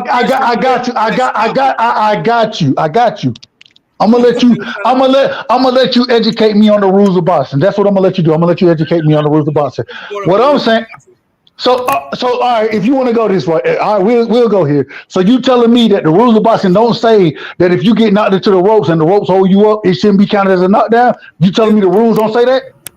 But how many people we've seen? Wait, hold on. Answer the question, yes or no. Does the rules say that? Does the rules say that if you get knocked into the ropes and the ropes hold you up, it should be counted as a knockdown, yes or no? I have yet to see that. Yes, I have yet to see it. Amazing. No, I'm serious. I'm not talking about what you see. I'm talking about by the book. But listen, this is what I'm trying to say. But the referees know the books better than we do, bro. And I never seen them call it a knockdown. I never seen them call it a knockdown ever. Exactly. The referee is the rules. They clearly don't know the rules because the only time you can. He got knocked into the ropes, but that nigga went like,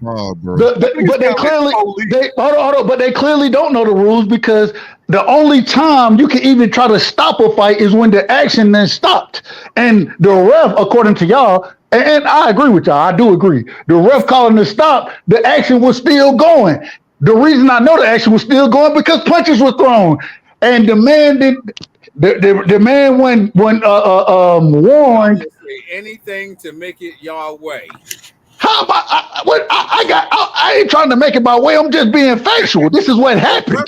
The referee has discretion over those two fighters. So whatever the referee says is what goes. When the shot, we just disagree on something that can go either way. That's just like in football, bro. When you throw a pass, when a wide receiver and a cornerback going up a pass, they both can fight for the ball. It's up to the referee. It's up to the referee to decide who pass interference or who. You know what I'm saying?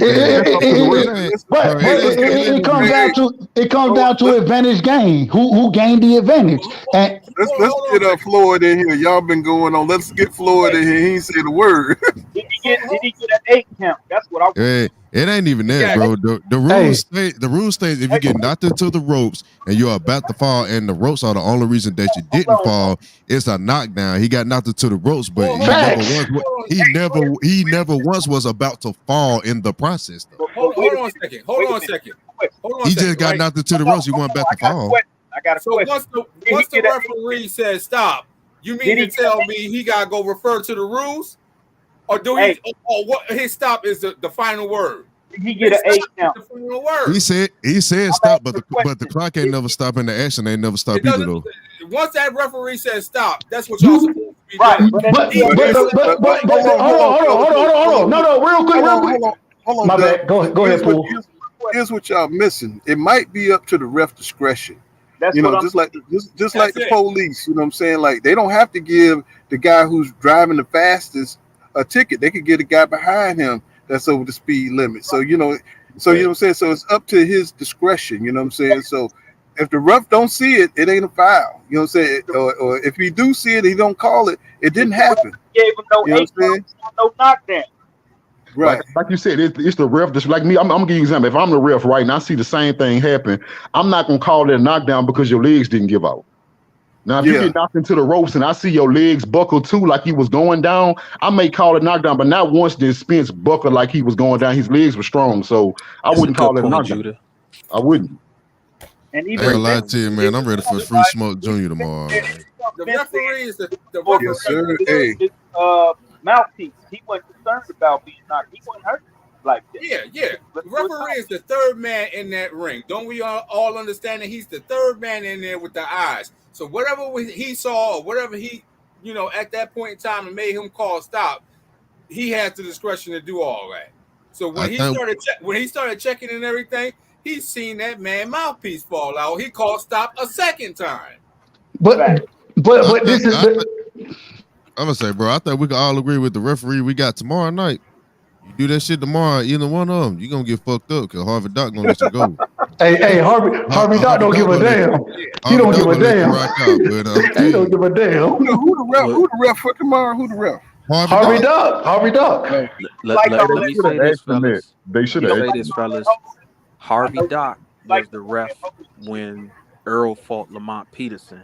And if you watch that fight again, Harvey called about 3 stoppages of the action to tell Errol he hit Lamont low. If you look at it, he did not hit Lamont low. I hope that Harvey won't be on that tomorrow because that kind of interrupted the flow of the fight when Errol fought Lamont. Watch that again and watch how many times Harvey told Warren Errol to bring him up. And if you look at that punch was right on the belt line. Yeah, I don't like when they be stopping EJ. They did that with Ugas. I understand they was looking out for his well-being, but I believe EJ would have stopped Ugas cold if the referee ain't saved him so much. You see what I'm saying? Harvey Doc been doing good lately though. He been doing all right lately. I'm gonna go by. Well, we gotta watch it, man, because it's a lot of craziness be going on with these refs, man. Bro, how somebody in the chat gonna say it worked both ways? Bud didn't get dropped, got Velasquez. Nigga, he didn't get hit into no damn ropes. He went straight to the ground. What are you talking about? He got punched in his shit and dropped straight to his knees. Don't worry about tomorrow. His ass gonna be in the dirt tomorrow. I've been real cool this whole time. I'm telling you what's gonna happen tomorrow. That boy going in the dirt tomorrow. Yeah, I got a quick question for you guys. Am I coming in clear? Yeah, you coming in clear. Okay, I got a question, guys. Just a little bit off the shores on that coin flip. How many of you guys think that was some bogus shit that Mike Tyson did for his boy Crawford? I don't think so. Because the thing about a coin toss is no matter how you drop a coin, you don't know where it's gonna land, bro. You see know what I'm saying? So I can't say you cheated. I think it should have been a reflip though, man. That shit went all under the table and some more shit. You can do it. If you don't flip it, it's gonna come down. Because I used to flip coins, and that was a trick. And if you don't know that trick, you can do it a certain way. The way Tyson did it, he gently placed it down. He didn't even allow it to flip, man. That was bogus. Yeah, right. Man, that shit was. He be high though, man. He be high, but he definitely come from that era of when motherfucker was playing with money and doing little, little odd shit with money, throwing pennies against the wall, and he know all the little tricks. Tyson, he come from way back, So, but he be so high, you don't know how confident he is really. Didn't he drop the motherfucker? He dropped it too, didn't he? Yeah, he dropped it at first. Then it wasn't even a real quarter. It was a damn poker chip with 2 different logos on the side. Right? Poker chips are heavy. You gotta really flip though. If you don't flip it, it's gonna land on whatever it's on. I'm telling you right now, Bud put on a lot of weight. I think he coming to fight, but if he don't move enough, Errol gonna punch his ass to the hole in the wall, and I'm be dying laughing. Hey, Errol said he bringing power. Go ahead, Floyd. Oh, that what he said? Yeah, you're a little low, Floyd. Turn your mic up, bro. I saw you. Oh, I was trying to I'm gonna tell you what's gonna happen though, man. Can you hear me? Yeah, turn it up some more, cause you like real low. Yeah, yeah. Okay, hold You on, can't hold on. miss it. It's not a Give me regular. hold on for a second. It's a color. you can hear me So now? yeah, man. No, not you, Floss. Oh, Floyd. Oh, I'm talking about Floyd. Floyd. oh. Yeah, Up in here. I'm finna Yeah, you come in bright, man. You got that souped up mic. That blue Yeti, the Nano, the small version. Let's see. yes. Yeah, I'm going live, John. Trying to, you know what I'm saying. I may have to pull over and park, whatever. But man, I got to do what I got to do. Man, I hope. Hey guys, how I'm coming in now? Yes, Can sir. you hear me You now? you you straight. Yes, I hear sir. you better Okay, now. okay. So check this out, right? Okay, thank you so much. Guess what's gonna happen, man? Is Crawford gonna get hurt, man, really bad. He gonna get fucked up, really bad, man. Uh, Okay, there's an aggression that Earl Spence is gonna unleash, man. That's going to be it's gonna put a hurting on that boy. Crawford ain't ready for what's gonna happen tomorrow. He ain't. I promise you. Man, wait for it, boy. He gonna punch his ass to the hole in the wall. I promise you. Imagine Man, I it's mean, still I'm it, just, Hey, I'm just, I'm just, I'm just ready to see, you know, what I'm saying how, just how he looked in the fight, how forceful EJ is, what kind of technique he gonna use to cross that distance. Is it gonna be different from anything he did in his other fights? That's what got me so excited. Is he gonna add any other skills? Are we gonna see something, you know, what I'm saying else he got to do what kind of adjustments he gonna make? You know what I'm saying? I'm just all kind of shit right rolling through my head. What's going on? Who's real in the building? What's going on? Who's real? hey, Shit. Paul. Let me ask you this. I want to ask you. Like I said, I think Bud gonna catch EJ a couple times Hmm. clean. You know what I'm saying with some of his best shots. And you know how I am, Paul. You know I'm a fan of both. I rock with Bud. I rock with EJ. You know how I rock. The thing is, if Bud don't hurt that man, Bud gonna be in trouble in my opinion. My question is do you think Bud has the power to hurt EJ? Yeah, I think he got. I mean, he knows how to hide his punches. He knows how to. Who is that? yeah, I know, because we got a trailer right now. I'm sorry, somebody came by my truck looking too close. Let's see. Yeah, Hi. man. Well, I'm sorry. Say that again. He kind of threw me off. My bad. No, no. I'm saying. So I was saying that I know that I believe, in my opinion, I think Bud gonna have it. He gonna have his opportunities in the fight.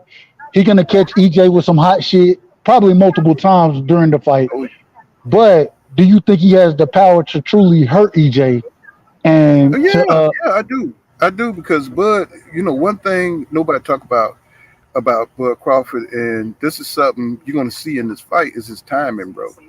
That boy know how to set you up. He's a trap setter. So he anticipate where your head is gonna be, where your body's gonna be.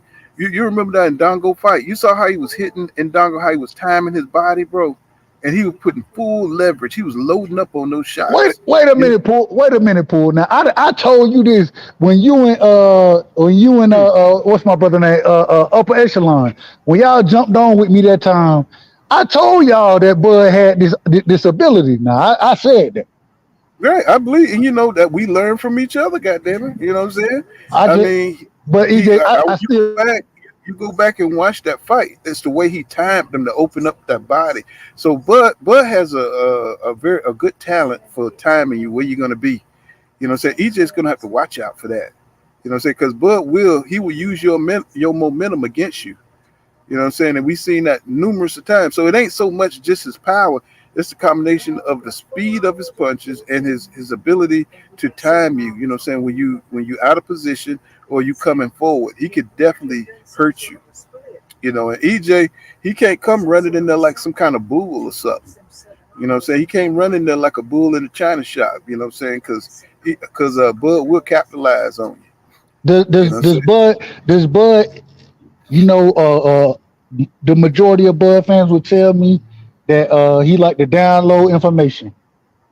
Is he going to be able to download information in this fight, especially with EJ work rate? Is he going to have the opportunity? Shit, that Yeah, computer I gonna be think I think smart, I man. think I think he. Yeah, there you go. He gonna be trying to download faster. That's all. You know what I'm saying? He's gonna be trying to download faster, and he's gonna try to clinch. You know what I'm saying? A lot. But he's gonna clinch in spots. He's not gonna try to hold EJ down. He's just gonna hold and get the fuck out of there and pivot.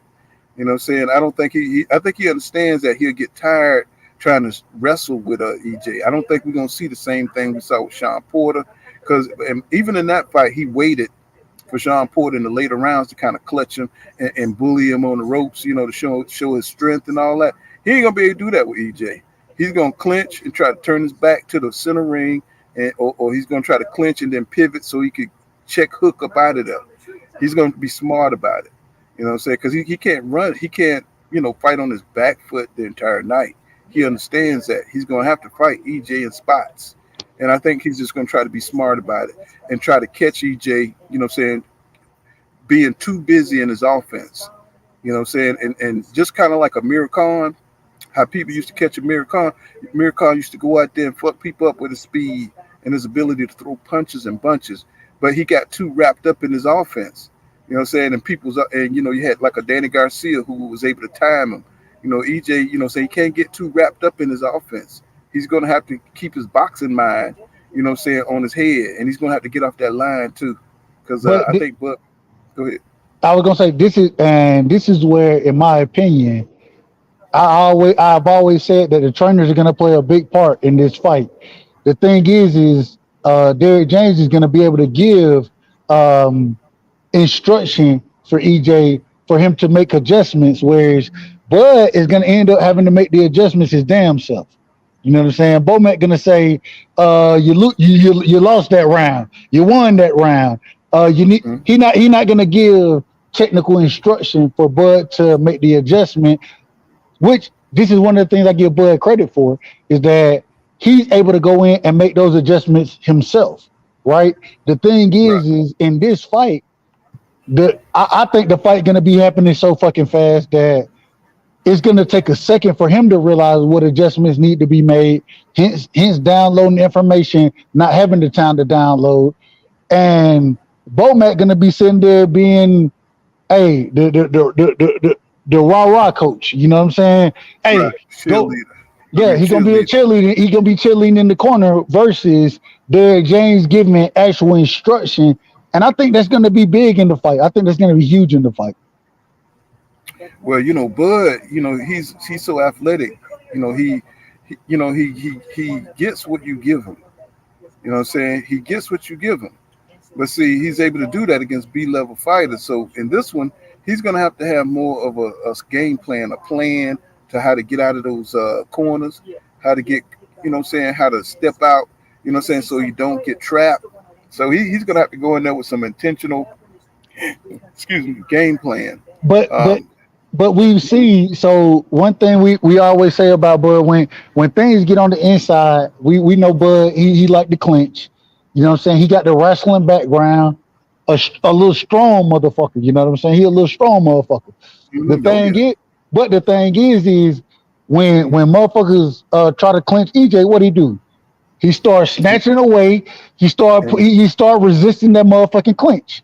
He And gonna mm, EJ gonna clamp that one on with the right and start pounding you with the left. all right, yep. hey, don't, Bro, hey, listen. Bud can't let The that thing happen. is, Bud cannot Oh, let that. it But might not one of the happen but all things you night, got but to it's do. gonna come upon a time where but it's gonna happen. Yeah, but with that, he can't get caught by Crawford. Crawford crafty as fuck, y'all.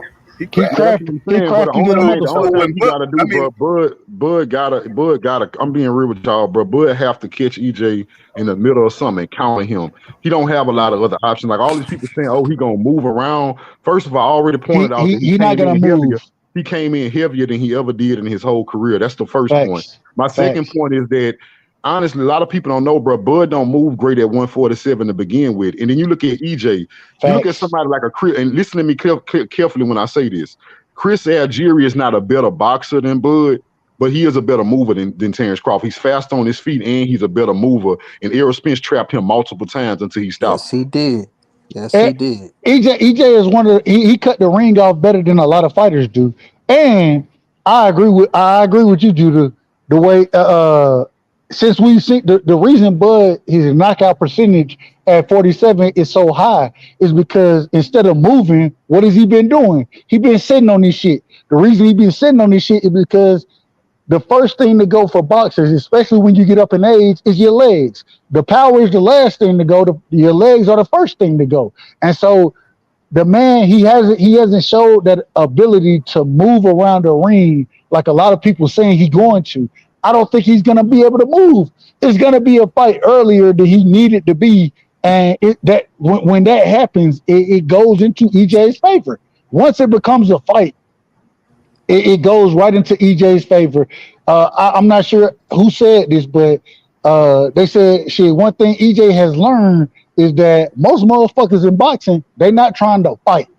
And one thing he does is he presses the fight, and he will sit there and fight with your ass. You know what I'm saying?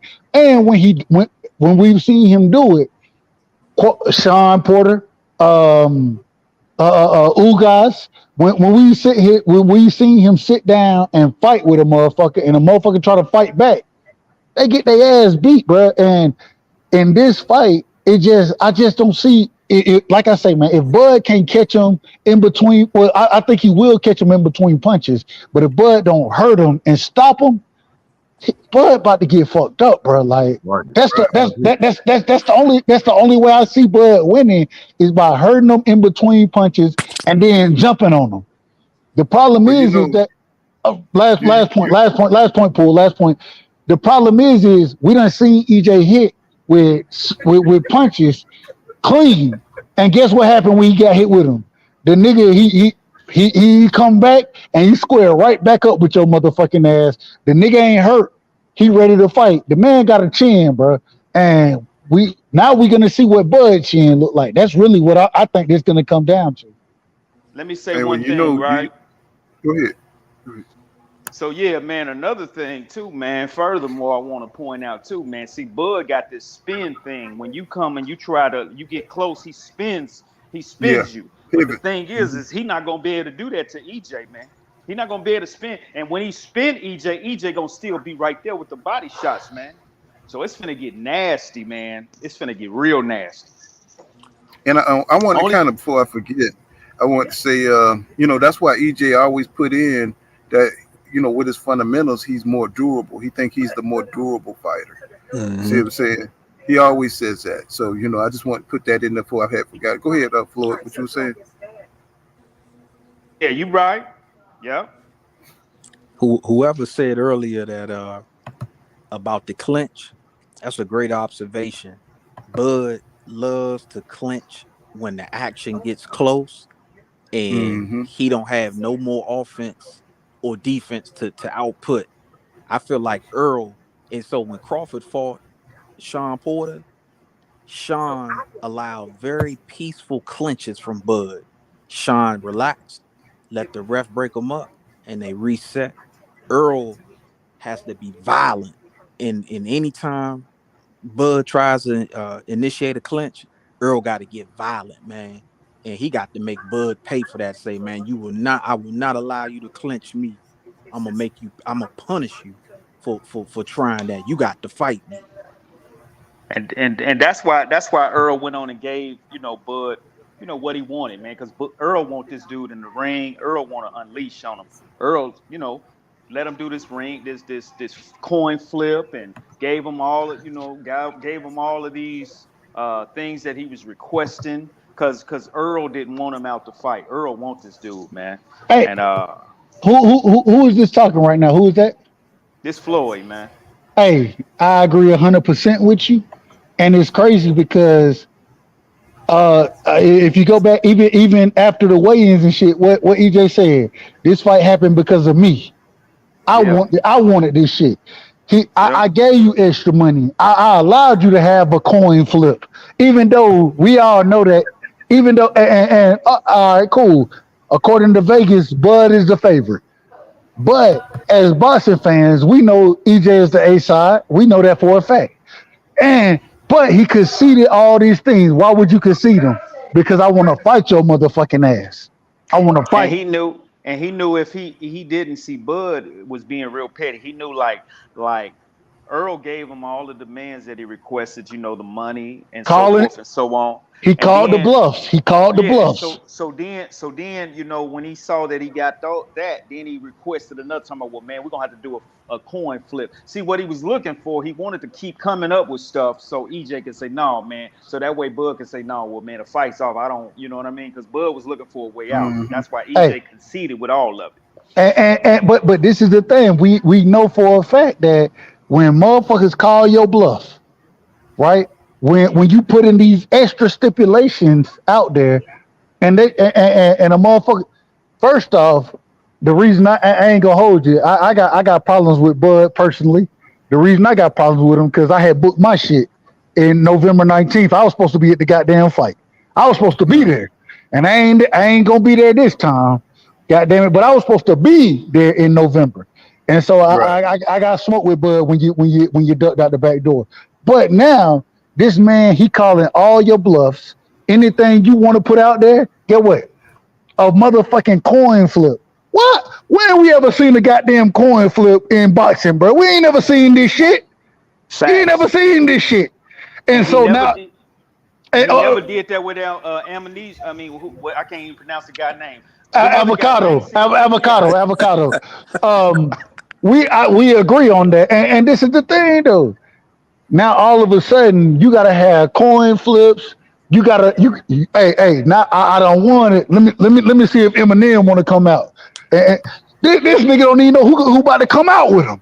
The man ain't prepared. He ain't ready for the fight. Well, I ain't gonna say he ain't ready. Let me rephrase it. I ain't gonna say he ain't ready. Cause Bud dangerous. Bud a dangerous fighter. The thing is I just don't think that he has the power when it comes to EJ. I think the skill set is there, but if he don't stop EJ, the work rate gonna overwhelm him, and he gonna get beat the fuck up. He's gonna get beat the fuck up. Is it going 12 rounds or is it not going 12 rounds, guys? I think it's going to go 12, man. I don't think it's going 12, bro. The way these motherfuckers are right now, they got so much energy. I think the anticipation for so many years, bro. I think they're gonna go in there with the energy of Hagler Hearns, and I think they're gonna really want to show each other they're dominant. This is for the king of the welterweight division. These boys got pride. They got their states on their back. Somebody for to get hurt. Somebody for to go down. I don't know. If it go 12 rounds, it's gonna be some knockdowns. Yeah, there's gonna be some knockdowns up there. That's true. So I've been moving for the last week, bro. That's why I haven't been able to do a video on this. I thought I was gonna be able to get one out before the fight. Don't look like I'm gonna be able to do that. So I'm gonna get my official prediction here. And I'm gonna say this too. Let me get my prediction, bro. Come with it, Jude. My prediction for this fight is that Terrence. I'm gonna give both sides. That's how my video. I usually give both sides how they can win. Terrence Crawford got 4 rounds to knock Errol Spence out cold. I'm not talking about knock him down. He got 4 rounds to knock him out cold. If he don't do that, everything after 4 rounds is going to be Crawford slowing down and Spence speeding up. He got Spence by 9th round TKO. The referee is going to stop the fight. You think? Hold on. Let me get at this. Can I ask my? I'll let you go. Chris Dory, we are boxing fans, bro. So, I'm saying we're going to speculate and we're going to analyze this thing. We don't know who going to win for real, but you should already know that. Your common sense to tell you that we don't know who's going to win. But the reason we have these things because we like talking boxing because we are boxing fans. Okay? So, you may not like to hear it. If you don't like what you're hearing, bro, just dip on out. You know what I'm saying? Stop trying to police everybody. Stop trying to police people because you don't like what you're hearing. You know what I'm saying? If you can't speculate without your emotions being involved, bro, you know what I'm saying? That's all I can tell you. Go ahead. Hey, who don't talk about a fight? Who don't talk about a fight and try to predict the winner? Who talks about fights and don't try to predict the winner? Hey, Judah, tell him again, man. Who the hell do that, man? Right. We never seen a group of niggas sit around and talk about 2 people about the fight and don't try to. Bro, we can sit there and watch 2 dogs get ready to go with it, and we gonna tell you we gonna pick who gonna win. Yeah, look, nigga, if it's basketball, if it's football, regardless of the sport, we gonna pick somebody to win the motherfucking big game. That's what we gonna do. And another thing I want to point out too, man. Another thing I want to point out too. I don't think too many people talked about, man. Bud missed weight the first weigh-in they had this morning. Is that true? I don't know how true that is. I don't know how Yeah, true. yeah. He Yeah, I will. missed weight. He missed weight the first time. Hey, They y'all had keep it like going for me. they The had three tire more guy here. Y'all hours. keep it going for me, cause my tire guy here. Y'all keep it I got going for me. okay. Yeah, they had 3 hours. You know what I'm saying? But the first time they did it, he missed weight. So the actual weigh-in was a ceremonial weigh-in. The evening weigh-in that was on TV was a The evening was a ceremonial. ceremonial, but they They had one did a earlier, weigh-in this morning. and the first one, Bud didn't make that one. So Hey, and he had 3 hours to get it together. Yeah, he didn't make weight, and the reason why is because Bud had preparing for EJ. Bud packed on more muscle, Yeah. and that and anybody know about workout, it's harder to break, to lose. When you're trying to lose weight or whatever with muscle, man, it retains that water, and it was just he had to get rid of all of that, man. So it was a little bit draining for him. but the problem comes where when you start to gain muscle, and shout out to Derrick James because even when Blu-ray was training EJ, right? Derrick James was like, I don't like this shit because you're lifting too many motherfucking weights. You know what I'm saying? You get Interesting. fucking big. And Okay. the reason you say something like that is because when you fighting at 147, shit, the more muscle for any fighter, the more muscle eats oxygen. Like that. You know what I'm saying? Muscle eats oxygen. And so it decreases stamina. And Yeah. so and the thing is against a fighter like EJ, you need as much stamina as you could possibly have because that man at 147 outside of I think outside of what's his name what's the Tower Inferno, what's his name? Oh, at 154. No, no, Who no, no, no, no, no. Yeah, 54. Excuse me, 54. The Tower Inferno. I can't call his name right now. Shit, but y'all yeah, know. Lubin fought him. He Yeah, knocked Lubin out. but the thing is when you start to put that weight or when you start to put that muscle on, it eat that gas tank. You know what I'm saying? It eat the gas tank. That's what happened with Wilder when Wilder It, Fury it, trilogy.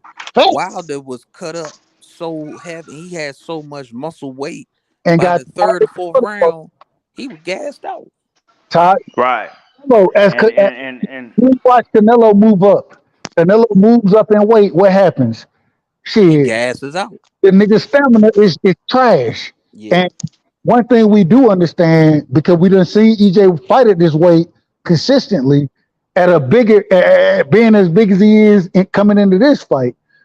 The man is, that shit is scary to me because it's robotic at the way that he's able to take the weight that he has and then still have the stamina that he has. You know what I'm saying? You know, That's I'm one.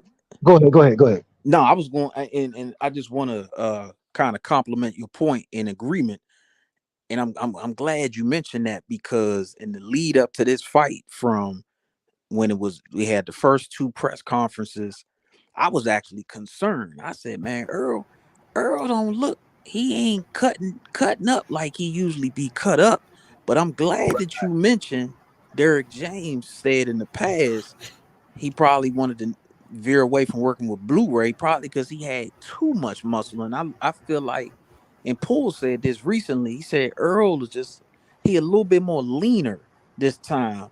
And that probably is going to play out very well for him, especially as he rehydrates. He not going to be all cut up. He going to have a good balance Hey, of. that's facts, bro. Because you look at that last fight he had against Ugas. You know, that's I think to me, physically, That was probably the best Spence we've seen. Now we can't go back to those fights where he was getting all those knockouts with Blu-ray, but I do think Derek didn't like something about it, and I think EJ didn't like something about having all that muscle too. This dude he got now that he working with is able to put a lot of lean muscle on Spence where he can have some of that same power and explosiveness. But if you look at it, it looked like EJ also got way more stamina. Well, I can't say he always had stamina, but I do think it's something about this new trainer that they really like a lot, bro. Okay, and this is the same dude who trained Tank too, ain't But this is the thing. It's not just the trainer. It's the trainer along with having the dietitian, the nutrition, the nutritionist, whatever you call them, whatever it is. It all wraps in together, and so when you're not putting on that much weight anymore, especially muscle weight, because when you put that muscle weight on, you know what I'm saying, it's easy to cut water weight. That's easy to cut. And he's staying hydrated too. He's staying hydrated too. That's another thing. But and think about this. Think about this, Dub. Real quick. Last point. Then when you have to cut that muscle weight, the thing is, it goes into your stamina. It goes into your power. It goes all of that when you cut muscle weight. When you cut water weight, is different. You know what I'm saying? And so when you don't put those muscles on the way Blu-ray would put them on you, and shout out to Blu-ray because I'm a fan of Blu-ray. Blu-ray solid. Hey, he's solid than a motherfucker. Beast, man. He's a beast.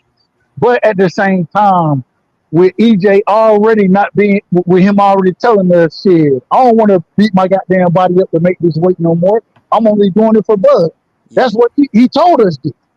And so it comes down to a point where you got to find that right balance. And with the current individual he got, the weight trainer he has now, along with the nutritionist, go listen to EJ talk about how shit before this shit. I ain't never really had no nutritionist.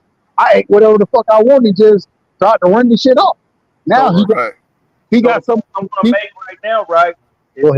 With them body shots that Errol is gonna lay on Terrence Crawford, with the fact that he he didn't make weight, and then he had to go through extreme measures to lose that weight and cut down, and he kind of low. He's gonna be weaker, so he could get knocked out. I want y'all. I want to say this. I want y'all to imagine this. EJ has been dehydrating himself to make weight, bro. All them fights we saw him fight.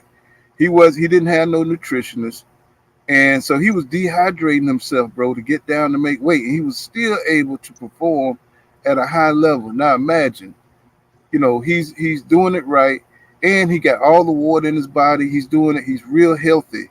So if he was able to perform like that, dehydrated, bro,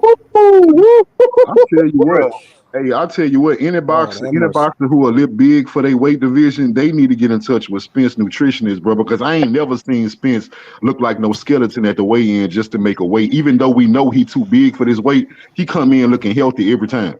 Now, hey, I want to say one thing. Now, when they weighed in, I gotta say this now, both of them.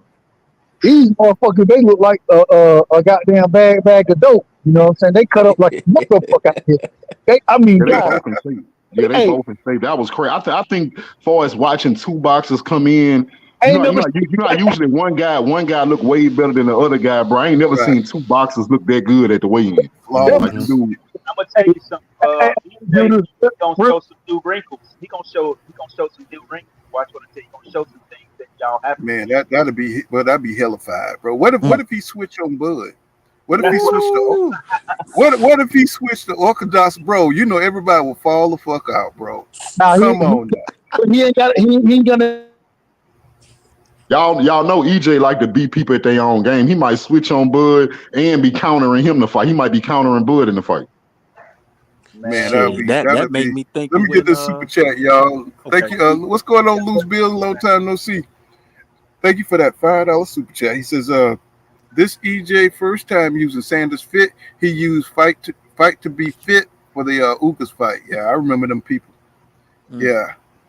I'm gonna tell y'all another thing too, man. I don't know if y'all paid attention to. Earl always wear the black Air Force Ones. That's violence, right? Yeah. Guess who copied? Hey, you got the twisties in his hair, like EJ. You know what I'm saying? This motherfucker, and he got the shirt. You know, he repping the shirt. He got his own shirt brand, like EJ. Now he got the Air Force Ones. Man, what's wrong with Bud? Bud acting like a goddamn teller. Y'all watched that movie Us before? Oh, that Jordan Peele movie. Yeah. Acting like a goddamn teller, bro. He want to be EJ. That's what I'm saying. Well, look, that's the thing that we've Sometimes been I saying. dream that he is me. Bud is not used to fighting the big fights, and this is his first. So all of this unorthodox stuff that we seeing, he got all this respect at the conference, at the press conference, at the weigh-in. We've never seen Bud act like this before. And yeah, we all got the right to mature and be better. But everybody else he done faced off with, he been trying to bully them dudes. Errol been fighting the best competition all the way through. So I mean, we really are seeing something that's brand new. This Bud ain't never been on this platform before. You know, King Kong don't look so scary against Godzilla. You know what I'm saying? Yeah. You only tough when you know that you can conquer others. But when you got somebody else that conquers too, it's like you like, whoa. Hey, that's a good analogy, bro, because King Kong, like Terrence Crawford, King Kong was on that island beating up them little bitty dinosaurs. He ain't never seen a Godzilla before. He was beating up them little bitty ass. That's how Bud was over there top rank.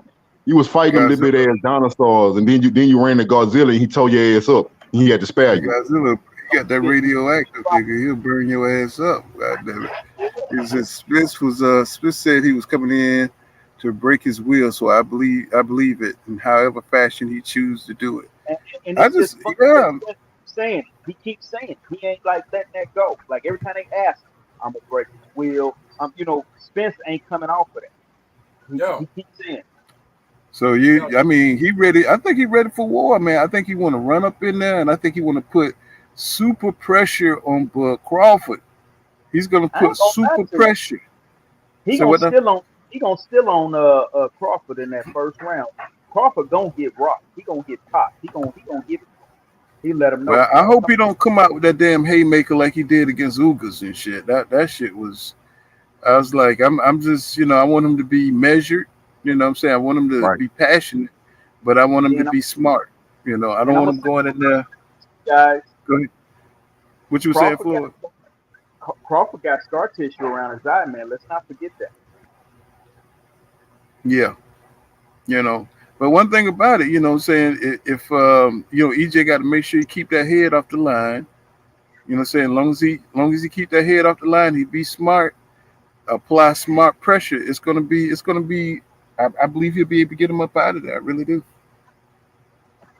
Yeah, I think Spence said after that fight too against Ugas, how he said, I came out swinging too much. I was anxious, wanting to knock out. I think he learned. That's why I like Spence, bro. He learned from his own mistake instantly.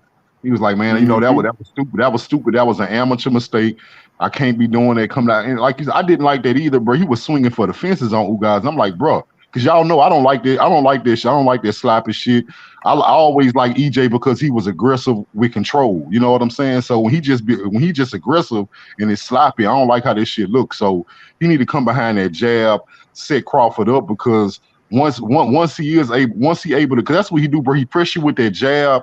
And it do two things to you, bro. It either freeze you, how he froze Ugas and just had him stationary, or if you the type of fighter oh, this guy trying to freeze me, he force you into action. Either way, you're gonna do exactly what he wants you to do. If you freeze, he wants you to freeze. If he forces you into action, he wants to do that too. That's why a lot of people, bro, you in a lose-lose situation. And I don't see the Caleb Plant slap. I'm like looking for it. What's gonna get Crawford in trouble, man, is trying to one-shot Errol Spence. He's gonna be looking for that knockout punch. Crawford like to set you up that shot. Right. It's not gonna be there. Right, but I said this before, brother. I'm glad you brought that up because I made that in one of my analyses. That's one of the biggest things. Like that counter is gonna be his best friend and his worst enemy. I'm gonna tell you why. If that counter lands, bro, great, right?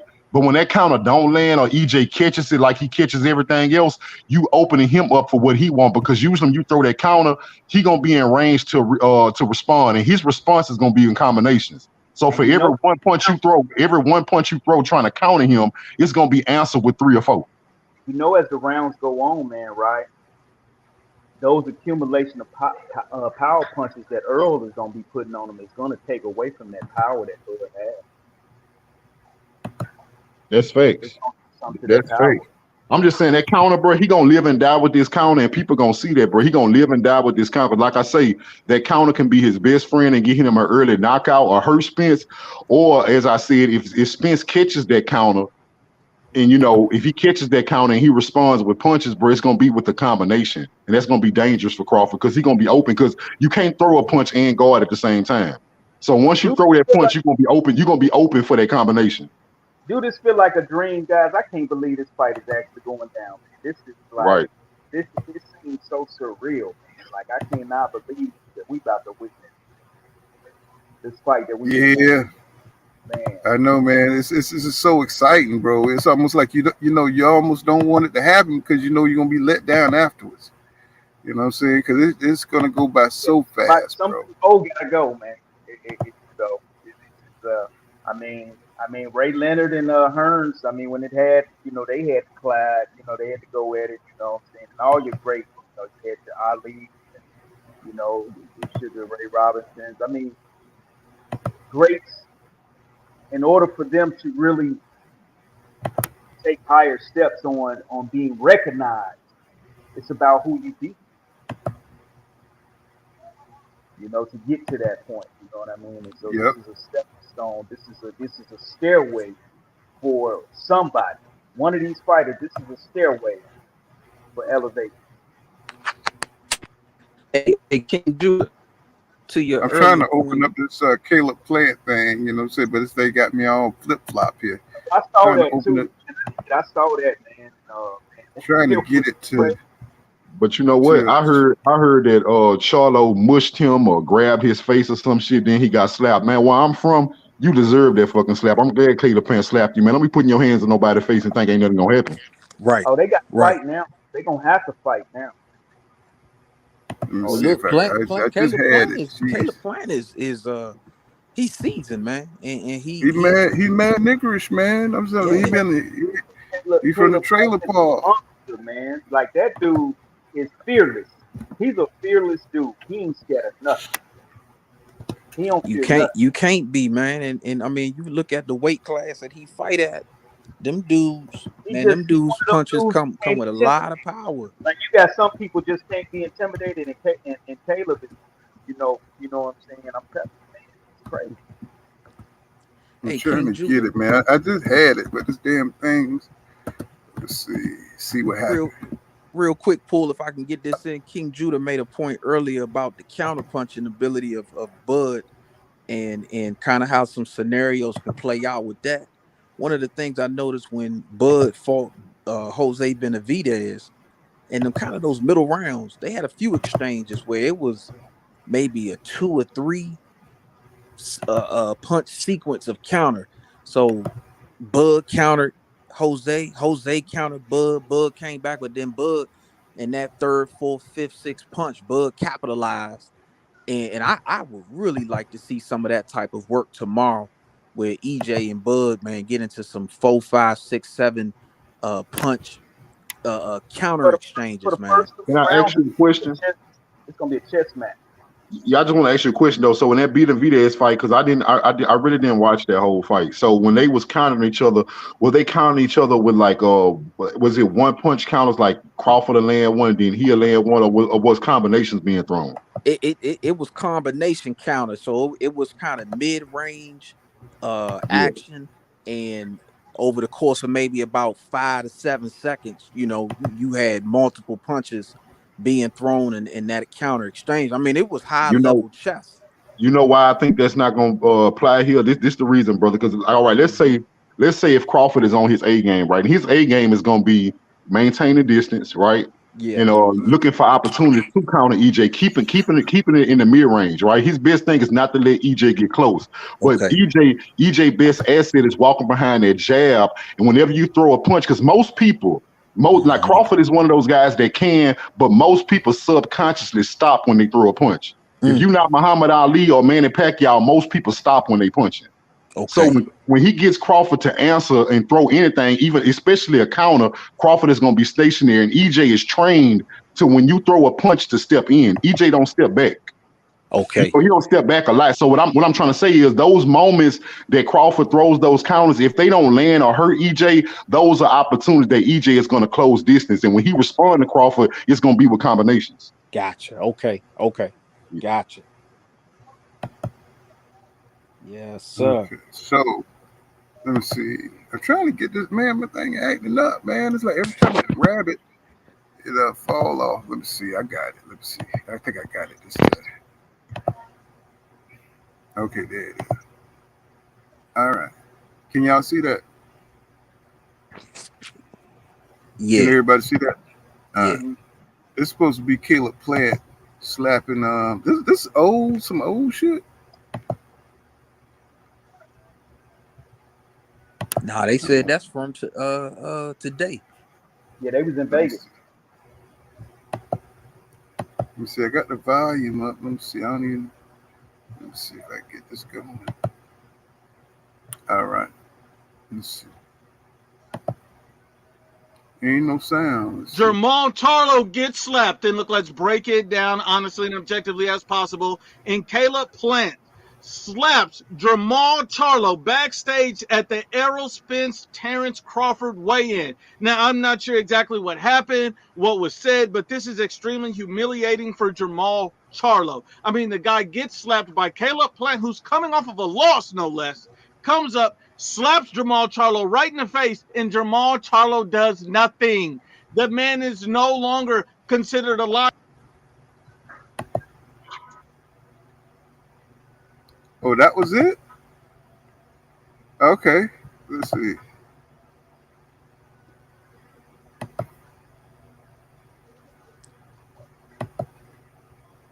Oh, come on, man. He didn't really capture it. It looked like he kind of fast forwarded or sped it up. Man, he called Jermall, I mean, smooth on the face. Actually, really? Smooth on the face.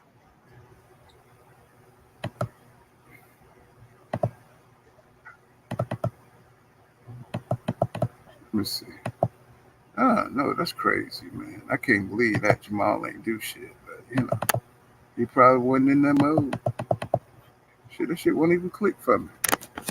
Let's see. Probably this internet where I'm at. Let's see. Let me see if I can pull it up quickly. Let's see. Caleb Plant, though, you know what I'm saying? He got guts now. He ain't no punk. Nah. You know, he may gas out. You know, but he ain't no punk. He definitely ain't no punk now. Hey, you know what? Caleb Plant, another one of them dudes. He real muscular and he do the same thing. He gas out. We might be all about y'all on to something, man. Let's see. All right, so all right, let me see. We're gonna take a look at it. Okay, so let's take a look at it. Okay. Y'all see that? Yeah. Okay, y'all can see that. Okay. Let's see. See what's really good. Come on. Get some. Don't you ever grab me by my face like that, boys.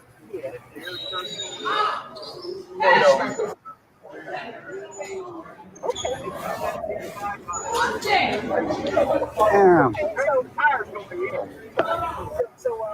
Oh!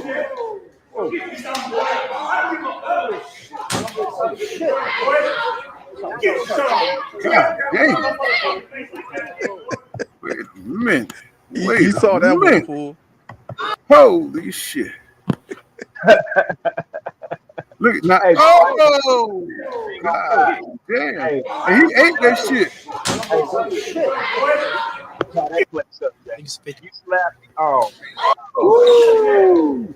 His whole head turned, nigga, and everything. That nigga like the exorcist. God. Oh, he must have been high. He looked like he was high or something. I mean, Man. he looked like he was on something, bro. I mean, he took that shit like it wasn't nothing. He gonna be mad the next day when he see all that on social media, man. Oh yeah. You know, he need to stop bullshitting, man. You know, stop playing with people, man. Everybody ain't gonna take shit the same way. You know, I think Jamel dog, but you know, he is kind of flaky sometimes. His personality, And he's he not know somebody. the rules of boxing. Protect yourself at all times. Oh, Hey, Caleb Plant came up there like he meant business, though. You know what I'm saying? He wasn't ready for that shit. Some people you underestimate, and you don't think they got the balls to fire off on you like that. And he just underestimated Caleb Plant. You know, see, I'm from Florida, so I know them trailer park people. You know what I'm saying? Them people will fire. They don't care nothing about no niggas. They don't care nothing about no Mexicans. They will fire off on you, bro. You know what I'm saying? He just ain't have. He just don't know about them trailer park folks. You know what I'm saying? Trailer park, they will get in your ass, bro. You know what I'm saying? For sure. For sure, for sure. But y'all, shit, I gotta get out here with this time, man, and we're gonna come on live tomorrow. I mean, I thank everybody for stopping. I'm glad I had the opportunity to live stream, and but I gotta get this tire fixed so I could drive tonight, so I could make it home tomorrow, and we can see the fight, and we're gonna go live. You know, so I'm gonna try to go live as early as possible, and I'm gonna keep you guys posted on my community page. You know what I'm saying? So y'all know where I'm at, so we can hit it full force. You know what I'm saying? So. You know what I'm saying? So yeah, I'm gonna try to get the hell up out of here, man. This time ain't got me straight. Yes, So sir. I'll Catch see y'all you guys tomorrow, man. tomorrow. man, hey Bro, man, it's gonna be nigga off gotta the chain. everybody channel, man. Oh, I appreciate it, man. You know what I'm saying? You know, we all boxing fans, bro. I love the camaraderie we have here when we meet. So, you know what I'm saying? We're gonna meet here again, bro. We really gonna ball out till we fall out, bro. For sure, All man. right. Y'all So I see you guys. fight tomorrow. All right, bro. Yes, sir. All right, y'all. See you guys tomorrow. Peace out. Let me get down here.